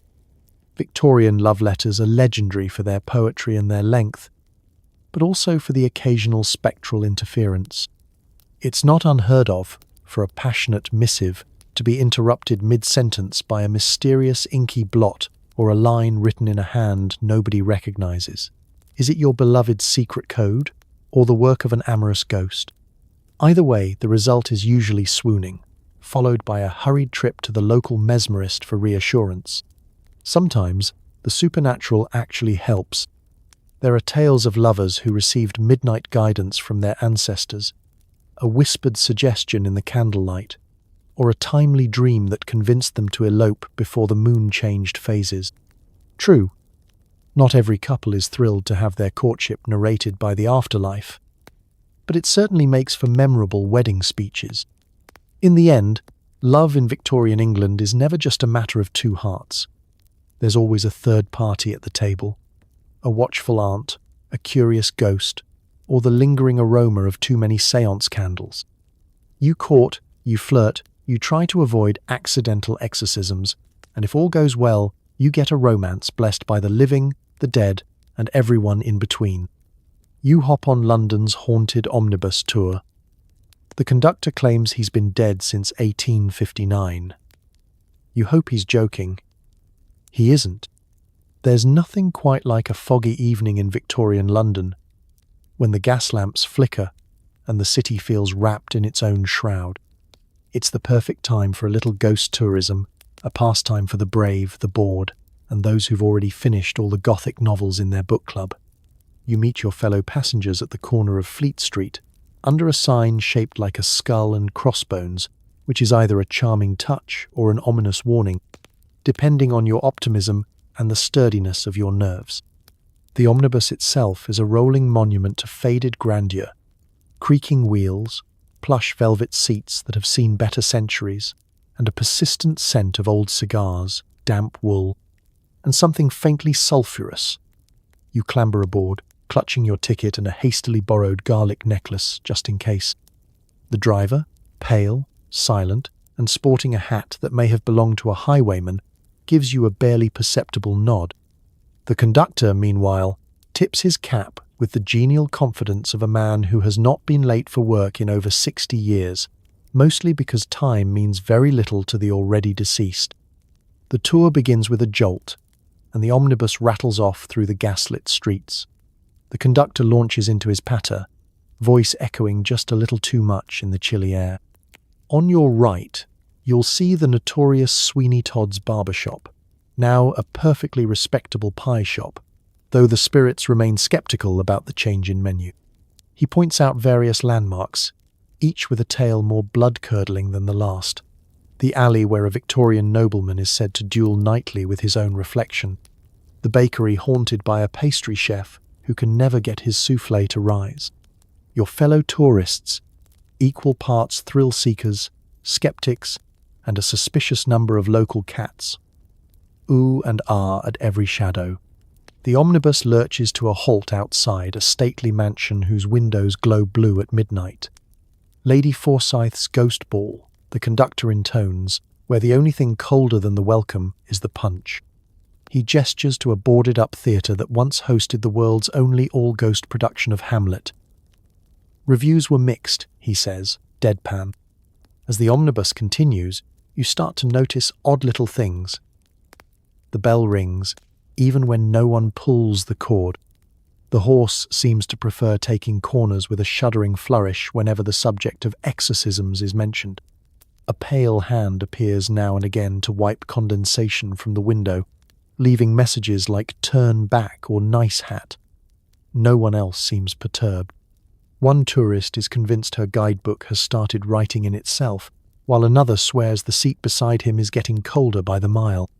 The best part of the tour, however, is the interactive element. At every stop, the conductor encourages passengers to feel the energy by standing on a particular cobblestone, staring into a particularly gloomy window, or, for the especially adventurous, volunteering to ring the haunted bell at St. Olave's Church. The prize is always the same, a shiver down the spine and a story you'll never be able to fully explain. The only requirement is that you don't look too closely at the passenger manifest, which, rumour has it, sometimes includes names that haven't been spoken aloud since the Crimean War. As the omnibus rattles back toward your starting point, the conductor hands out souvenir tickets stamped "Return, no guarantee."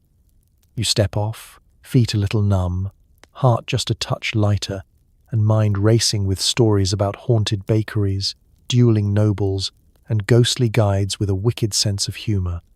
In Victorian England, ghost tourism isn't just about seeing spirits, it's about letting the night, the fog, and a pinch of the absurd remind you that the city, like its best stories, never truly rests. And next time you see an omnibus rolling through the mist, don't be surprised if it stops just long enough for you to wonder, is that a living passenger or just another ghost along for the ride? You wake up to find the furniture rearranged and someone's wig floating in the punch bowl. Everyone pretends this is completely normal. Victorian hangovers are complicated. There are few things quite as sobering as the pale, watery light of a London morning after a particularly spirited séance. You sit up on the sofa, or possibly a footstool, hard to tell in the chaos, and immediately regret it. The room is a battlefield, chairs scattered like chess pieces mid-game, the velvet drapes twisted into what might be protective sigils, and, at the very centre of the carnage, the family punch bowl, now wearing what is unmistakably Mrs. Bickle's best Sunday wig. No one is brave enough to ask how it got there.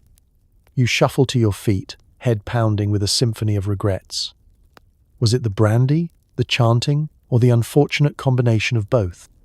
The events of the previous night drift back in fragments. Madame Dorabella insisting the table needed more energy, your uncle declaring himself the reincarnation of Lord Nelson, the dog yelping when someone summoned the spirit of old boots, a dearly departed tomcat, not, as it turned out, an actual ghost.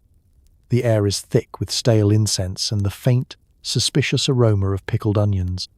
Someone has drawn protective chalk circles around the sofa, presumably to contain whatever mischief last night's spirits left behind, or maybe just to keep Aunt Mildred from falling over again. You survey the room for signs of paranormal activity. The candlesticks have formed a perfect triangle, significant, according to some occultists, a sign of boredom according to your father.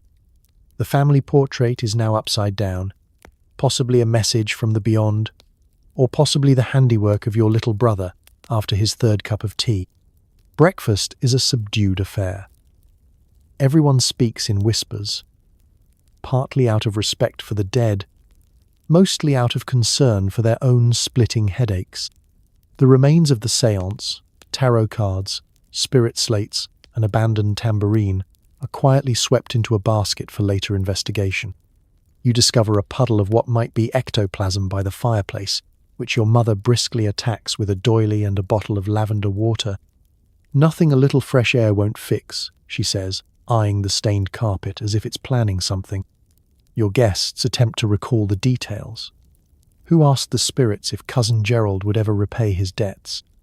Did Madame Dorabella really channel the ghost of a Swedish opera singer, or was that just her natural vibrato? Why is there a note on the mantelpiece reading, "Do not trust the cheese"? You begin to suspect that not all the messages from the beyond are worth deciphering, especially the ones scrawled in what appears to be blackberry jam.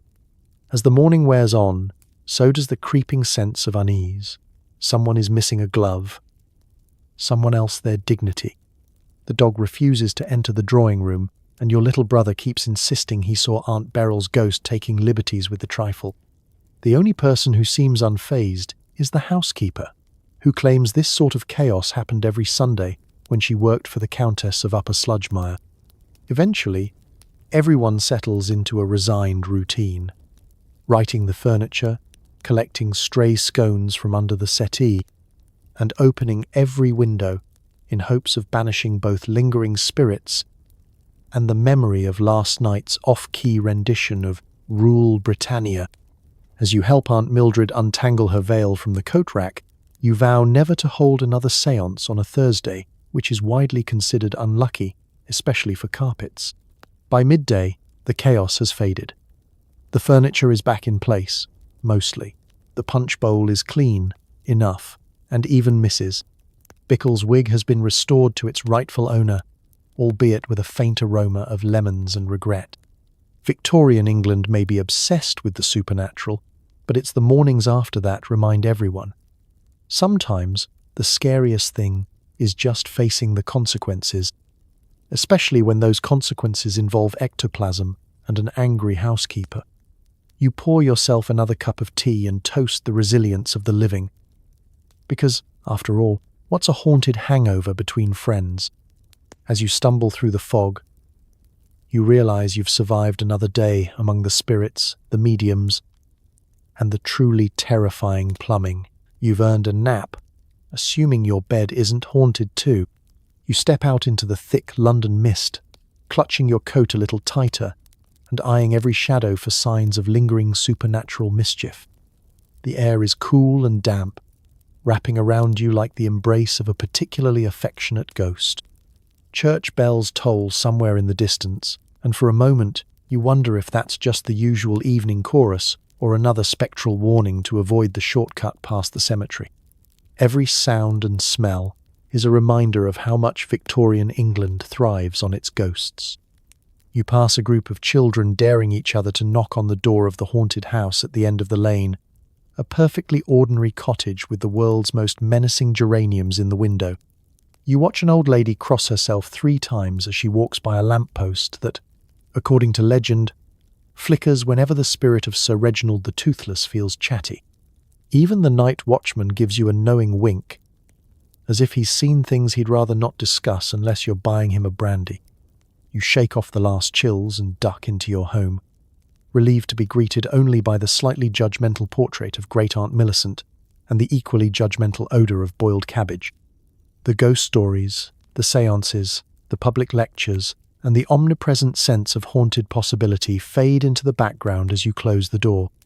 You're back in your world, one of slippers, teapots, and the simple joy of knowing exactly who, living or otherwise, has been rifling through your biscuit tin.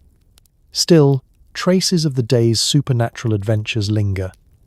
Your shoes are damp, your nerves are frayed, and you can't quite shake the feeling that something is watching from the umbrella stand. You consider pouring yourself a celebratory cup of tea, but remember the cautionary tale about the haunted teapot and opt for a glass of water instead. Less risk of accidental possession. As you climb the stairs, the house groans and settles, pipes gurgling in sympathy with your tired bones. The candle flickers, casting wild shadows on the wall, and you take a moment to check under the bed for ghosts, runaway marbles, or any trace of your missing sock. You find only the sock. Suspicious, but acceptable. You finally collapse onto your bed, sighing as the mattress sags in all the right places. The familiar creak of the headboard and the faint, not at all ghostly breeze through the window are comforting. You pull the covers up, grateful for their weight and for the blessed absence of disembodied hands tucking you in. Outside, the fog presses close against the glass, the city beyond it quieter now, as if even the ghosts have called it a night. You close your eyes and let the ordinary magic of rest settle in. The day's absurdities, mediums, haunted omnibuses, mourners with a flair for drama, become gentle background noise as sleep wraps around you. In this moment, you're just yourself. No spirits to please, no phantoms to outwit, no plumbing disasters to endure, until the morning at least. If tomorrow brings another haunting, another round of Gothic novels, or another unfortunate encounter with a cursed umbrella, you'll be ready. But for now, you drift off knowing you've survived Victorian London and all its spooky, ridiculous, and oddly endearing peculiarities. Maybe, just maybe, you'll dream of nothing more supernatural than a good night's sleep. And if a friendly ghost does decide to visit, you hope they're at least polite enough to bring biscuits.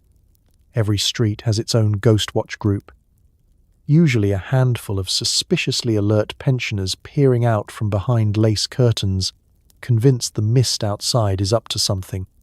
If the milk sours or the mailman trips, it's immediately blamed on the grey lady of number 14.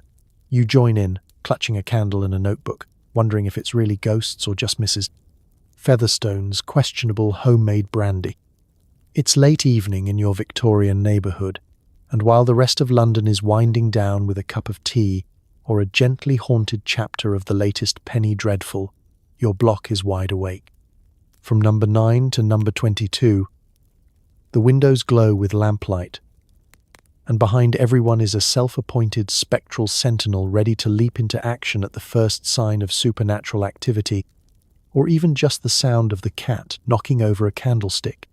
The Ghost Watch meetings are a weekly event, held alternately in different parlors, always with the same basic refreshments: dry biscuits, strong tea, and, if you're at Mrs. Featherstone's, her infamous brandy that's been known to cause hallucinations without the need for spiritual interference. Everyone brings their evidence: mysterious drafts, shadowy photographs, chilling accounts of footsteps heard when nobody was home. Last week, Mr. Jenkins from number 17 insisted he'd seen the face of the late Queen in his toast, though he admitted it might have just been raspberry jam. Tonight's session is in your own drawing room. You've polished the candlesticks, moved the creepy porcelain doll to the back of the cupboard, and hidden the leftover trifle, just in case it starts behaving strangely. The committee assembles. Mrs. Featherstone in her moth-eaten shawl, Mr. Ballantyne clutching his binoculars, and Miss Pettigrew, who swears she can communicate with animals, though mainly her own rather judgmental parrot. The proceedings are orderly, in a way only people who spend their days timing the postman and cataloguing milk deliveries can manage. The minutes are read aloud. Last week: 1 sour cream, 2 unexplained breezes, and a possible apparition spotted near the coal scuttle. Then comes the new business. Miss Pettigrew claims her canary fainted for no apparent reason. Mrs. Featherstone presents a handkerchief that smells of violets and something not of this earth. And Mr. Ballantyne delivers a detailed report on the mysterious figure seen loitering by the postbox, later revealed to be the grocer's assistant, waiting for his trousers to dry after a run-in with a leaky water main. Everything odd or inconvenient is up for ghostly debate. A tap that won't stop dripping? Clearly the work of old Tapfoot, the mischievous poltergeist, blamed for every plumbing mishap since 1843. Cold spots in the hallway? Phantom drafts, says Mrs. Featherstone, who then pours everyone another thimble of brandy. Even the street's notorious postman, Mr. Dobbins, is convinced his frequent stumbles are caused not by his own 2 left feet, but by the restless spirit of an overworked Victorian clerk. After an hour of swapping tales and sipping dubious brandy, someone suggests a patrol. Candles are lit, shawls tightened, and the committee files out into the misty street, peering into gardens, poking at suspicious shrubbery, and interrogating the occasional hedgehog. Every cat's yowl is a ghostly wail, every gust of wind is evidence, and every shadow is a potential chapter for next week's meeting. By the end of the night, nothing conclusive has been found, unless you count Mr. Ballantyne's discovery of his missing slippers behind the privet hedge, which he swears is clearly the work of the Grey Lady. Everyone agrees that the threat level remains mildly mysterious. You return home, notebook filled with doodles and half-legible accounts, candle nearly spent, and heart oddly warmed by the camaraderie of the hunt. Because in Victorian England, keeping up with the apparitions isn't really about ghosts at all. It's about neighbours, stories, a healthy dose of superstition, and the comforting communal reassurance that when something goes bump in the night, at least you're not alone in blaming the Grey Lady of number 14. Down in the kitchen, the staff are swapping stories about the ghost that folds laundry badly, or the poltergeist who likes to hide the good silver. Nobody goes into the pantry alone after dusk, and if the bread rises on its own, it's either excellent yeast or an omen of disaster. You do your best to look brave, but you still flinch every time the dumbwaiter squeaks. The true heart of every Victorian house isn't the grand staircase or the glittering drawing room, but the warm, bustling, and faintly anxious realm below stairs. Here, servants gather at the end of a long day to nurse sore feet, share gossip, and, most importantly, compare supernatural notes. The kitchen is always alive with the aroma of roasting meat and the low hum of worry over the house's various eccentricities. After all, the upper floors may have their haunted mirrors and judgmental portraits, but it's down here that the ghosts really earn their keep. Cook swears she once watched the flour bin levitate, just a little, but enough to spill a week's worth of bread dough. Mrs. Finch, the housekeeper, is convinced that the good silver disappears not due to forgetful maids, but because of a resident poltergeist with expensive taste. She keeps a running tally of spiritual borrowings in a battered notebook, occasionally holding up a tarnished fork and demanding an explanation from the nearest cupboard. Every pantry is haunted, or so the staff believe. It's never just a chilly draft or the creak of a shelf. There's always a story behind the shadows.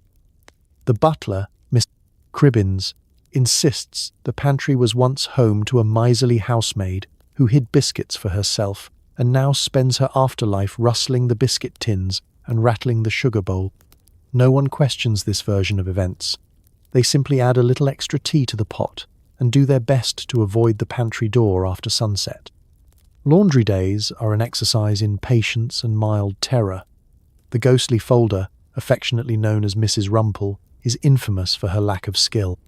Socks end up paired with gloves, petticoats are folded inside out, and someone's handkerchief is always found stuffed into a boot. You may pretend not to believe in Mrs. Rumpel, but every time you find your nightshirt mysteriously starched or a pocket filled with dried lavender, you offer a quiet thank you to the laundry room at large, just in case. Down here, superstitions are stitched into the fabric of daily life. Salt is tossed over shoulders, brooms are stored bristles up, and the dumbwaiter, an innocent conveyance in theory, gets a nervous sideways glance every time it creaks. "That thing knows too much," mutters Maggie, the scullery maid, who's convinced the dumbwaiter moves on its own at midnight, ferrying secret messages, or perhaps the odd slice of cheese to the ghost in the attic. No one, absolutely no one, enters the wine cellar alone after dusk. Even the bravest footman hesitates on the top step, clutching his candle and muttering a quick blessing. Legend has it that a helpful spirit likes to rearrange the bottles, ensuring the wrong vintage is always brought up for dinner, much to the cook's distress and the butler's delight. If a bottle vanishes entirely, it's chalked up to cellar mischief, and everyone agrees it's better to let sleeping spirits lie. In truth, these ghost stories do more than entertain. They bond the staff together, giving them a sense of shared history and a few extra reasons to laugh after a hard day's work. And when you finally muster the courage to fetch a midnight snack or face the looming threat of poltergeist laundry, you know you're not alone. There's always someone ready to swap tales, share a mug of tea, or help you search for that missing sock, haunted or otherwise. In Victorian England, life below stairs is never dull, and a little superstition keeps everyone on their toes. As you climb the back stairs, candle flickering and heart pounding, you whisper a good night to Mrs. Rumpel, the pantry ghost, and the dumbwaiter, just in case they're listening. You're dragged by friends to a mesmerist's demonstration at the local music hall, where a gentleman with a very sharp moustache promises to contact spirits and, if you're lucky, make you cluck like a chicken in front of your neighbours. The lights dim, a crystal pendulum swings, and you desperately try not to get hypnotised into believing your shoes are full of ghosts. The music hall is packed, the air thick with anticipation, cheap perfume, and the collective doubt of half the audience. At centre stage stands the mesmerist, Professor Malachi Thrindle, whose moustache gleams like a crescent moon and whose eyes have the unnerving habit of appearing to look directly at you, no matter where you sit. His assistants, two pale young men in matching waistcoats, hover by a table cluttered with mysterious implements, velvet pouches, brass bells, and a truly intimidating array of pocket watches. Your seat is somewhere in the middle, close enough to see the sweat beading on Professor Thrindle's brow, but far enough back to avoid becoming an unwilling volunteer, you hope. All around, nervous laughter and the shuffling of feet. The last time someone in your circle attended a mesmerist's act, they ended up believing their umbrella was a reincarnated hamster for 3 days. Professor Thrindle sweeps onto the stage with a flourish, bows dramatically, and announces, "Tonight we will breach the veil between this world and the next. The dead shall speak, and the living well, the living might embarrass themselves." There's a polite ripple of applause, mixed with the anxious crinkling of peppermint wrappers. He begins by demonstrating his technique, selecting a stout, skeptical-looking banker from the audience, whom he seats under the brightest gas lamp. The professor dangles a crystal pendulum, swaying it rhythmically, his voice dropping to a silky, hypnotic murmur. You are feeling sleepy, very sleepy, ready to commune with the spirits.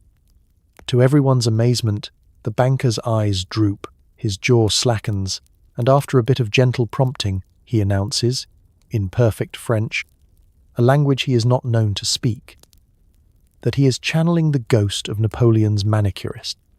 Next, the show escalates. Professor Thrindle requests more volunteers, one to be the receiver, another to be the transmitter, and a third just for luck. Your friends shove you forward with the kind of enthusiasm usually reserved for pie-eating contests and house fires. Suddenly you're blinking in the footlights, trying to look both open-minded and unhypnotizable. The professor waves his crystal. You stare at your shoes, determined not to believe they're haunted, despite the suspicious cold spot near your left ankle. The pendulum swings, the music hall falls silent, and Professor Thrindle begins the transmission. He asks questions to the spirits. Is anyone there? Can you make your presence known? What is your favorite pudding? While your fellow volunteers try not to giggle. The table creaks. A bell rings. The professor's voice drops to a dramatic whisper. I sense a message from beyond. Someone here has lost a button, or perhaps a glove, or perhaps their dignity. The crowd howls. It's all harmless fun, until one volunteer begins reciting the contents of her neighbour's shopping list in a deep, echoing voice. Before the grand finale, the professor promises to break the record for largest group hypnotic poultry impression in Lambeth. A dozen volunteers flap their arms and cluck. Your resolve breaks, you join in, clucking nervously, half certain that if there are ghosts in the hall, they're rolling with laughter. At last, the lights brighten. Professor Thrindle bows, the audience erupts in applause, and the spell lifts. Everyone's a little dazed, a little confused, and just a touch more suspicious of crystal pendulums. You stumble out into the foggy street, friends howling with laughter, and check your shoes, just in case. In Victorian England, the mesmerist's show is as much about the spectacle as it is about spirits. A reminder that when the living and the dead share a stage, nobody knows who's pulling the strings. But at least you can say you survived with your shoes and dignity, mostly intact, eager to outdo the competition. Some Victorians are inventing their own ghost-detecting devices. Spirit trumpets, ectoplasm catchers, electromagnetic tablecloths, and something involving a live frog and a pocket watch. Your neighbour claims his ghostometer can spot a poltergeist at 20 paces, but so far it only goes off near the cat. In a world where science is making leaps and bounds, and sometimes a running leap straight into the nearest séance, it's only natural that the Victorian fascination with ghosts would find expression in the workshop. The result? An explosion of ghost-hunting gadgets that are equal parts scientific optimism, mechanical ingenuity, and sheer unadulterated nonsense.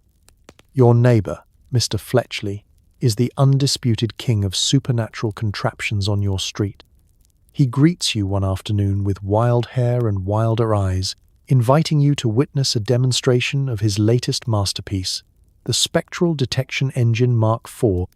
This majestic device consists of several brass tubes, a bicycle bell, 2 repurposed clock springs, and a length of copper wire that trails out the window and around the garden gnome for calibration. At the heart of it all is the ghostometer, a polished wooden box with a dial, a red blinking light, and a tendency to shriek every time the family cat walks by. "Observe," he announces, waving a notebook filled with impressively illegible diagrams. When a ghost is near, the needle will quiver, the light will flash, and, if the spirit is particularly chatty, the bell will ring out God Save the Queen. You eye the cat, who regards the device with open disdain, then strolls past, instantly setting off a chorus of bells and flashing lights. Mr. Fletchley is undeterred. Proof! At the very least, the afterlife has whiskers. He's hardly alone in his inventiveness. The Joneses at number 11 have invested in a set of electromagnetic tablecloths, said to reveal ghostly presences through subtle twitching. Unfortunately, their only confirmed result so far is the unexplained disappearance of 4 teaspoons and a tendency for the cloth to cling to unsuspecting guests during dinner. The Browns next door own a spirit trumpet, essentially a very shiny megaphone, through which ghosts are invited to shout their grievances. The only voice ever recorded, however, was that of the milkman, caught humming on his early rounds. For the scientifically minded, nothing says progress like an ectoplasm catcher. These devices range from dainty silver nets to complicated glass jars, each designed to trap the faintest whiff of supernatural slime. The best result to date? A jar of thick fog and a mysteriously missing jam tart. The inventor claims it's proof of a ghost with a sweet tooth. Others suspect it's just the usual London weather with added crumbs. Some gadgets are more ambitious, like Professor Diggle's patented spirit harmonium, a musical instrument tuned to ghostly frequencies. The professor demonstrates with a flourish, producing a series of eerie, wavering notes that cause every dog in the neighborhood to howl and one unfortunate neighbor to faint. No ghosts materialize, but the instrument does earn a spot in the local oddities exhibition. And then there's the notorious frog and pocket watch experiment. The theory is simple. If a live frog, placed atop a ticking pocket watch, jumps unexpectedly, it's reacting to spiritual interference. If the frog falls asleep, the séance is deemed safe for human habitation. Mostly, the frog just looks confused, but it's a reliable way to entertain children and confuse the visiting clergy. Despite a general lack of spectral sightings, Victorian ghost hunters refuse to give up. Every failed experiment is logged, every twitchy gadget improved, and every unexplained noise in the attic chalked up to progress. After all, it's not about actually finding ghosts. It's about the chase, the camaraderie, and the faint, thrilling hope that one day your ghostometer might finally spot something other than the cat. And if all else fails, you can always impress your friends with your collection of blinking boxes, haunted harmoniums, and enough copper wire to electrify half the street. In Victorian England, when science meets spirits, the results are seldom practical, but always entertaining. So tonight, as you finally tuck yourself in, safe from haunted mirrors, unexplainable cold spots, and any Victorian relative who still hasn't forgiven you for the incident with the séance and the punch bowl, remember this. History is weird, but it's also kind of wonderful. Victorian Britain might have been obsessed with ghosts, but at its heart, it was just people. People trying to understand the unknown, fill the long dark nights, and maybe get a little attention at the dinner table by pretending the gravy boat moved on its own. They wrapped themselves in velvet, attended midnight séances, and invented more ghost-detecting gadgets than you'll ever find at Sharper Image, all just to feel a little less alone in the fog. Their plumbing was terrifying, their beds creaked with the memories of 1,000 sleepless nights, and their idea of romance sometimes involved messages from dearly departed Aunt Beryl. Yet somehow, they persevered. One feint, one mysterious photograph, one accidental exorcism at a time. So as you drift off tonight, maybe whisper a quiet thank you to the Victorians, who faced every creaking floorboard and shadowy corner with a mix of terror, hope, and a lot of very questionable science. Because if they could survive a world where half the population thought ghosts were hiding in the coat rack, you can definitely handle whatever tomorrow throws your way. Rest easy knowing that your bed probably isn't haunted. Your dog is almost certainly just sleeping. And if you ever do run into a ghost, at least you know how to throw a truly dramatic séance. Good night. And may your dreams be free of haunted plumbing, questionable fortune tellers, and ghosts who just want to rearrange the furniture. Sleep well.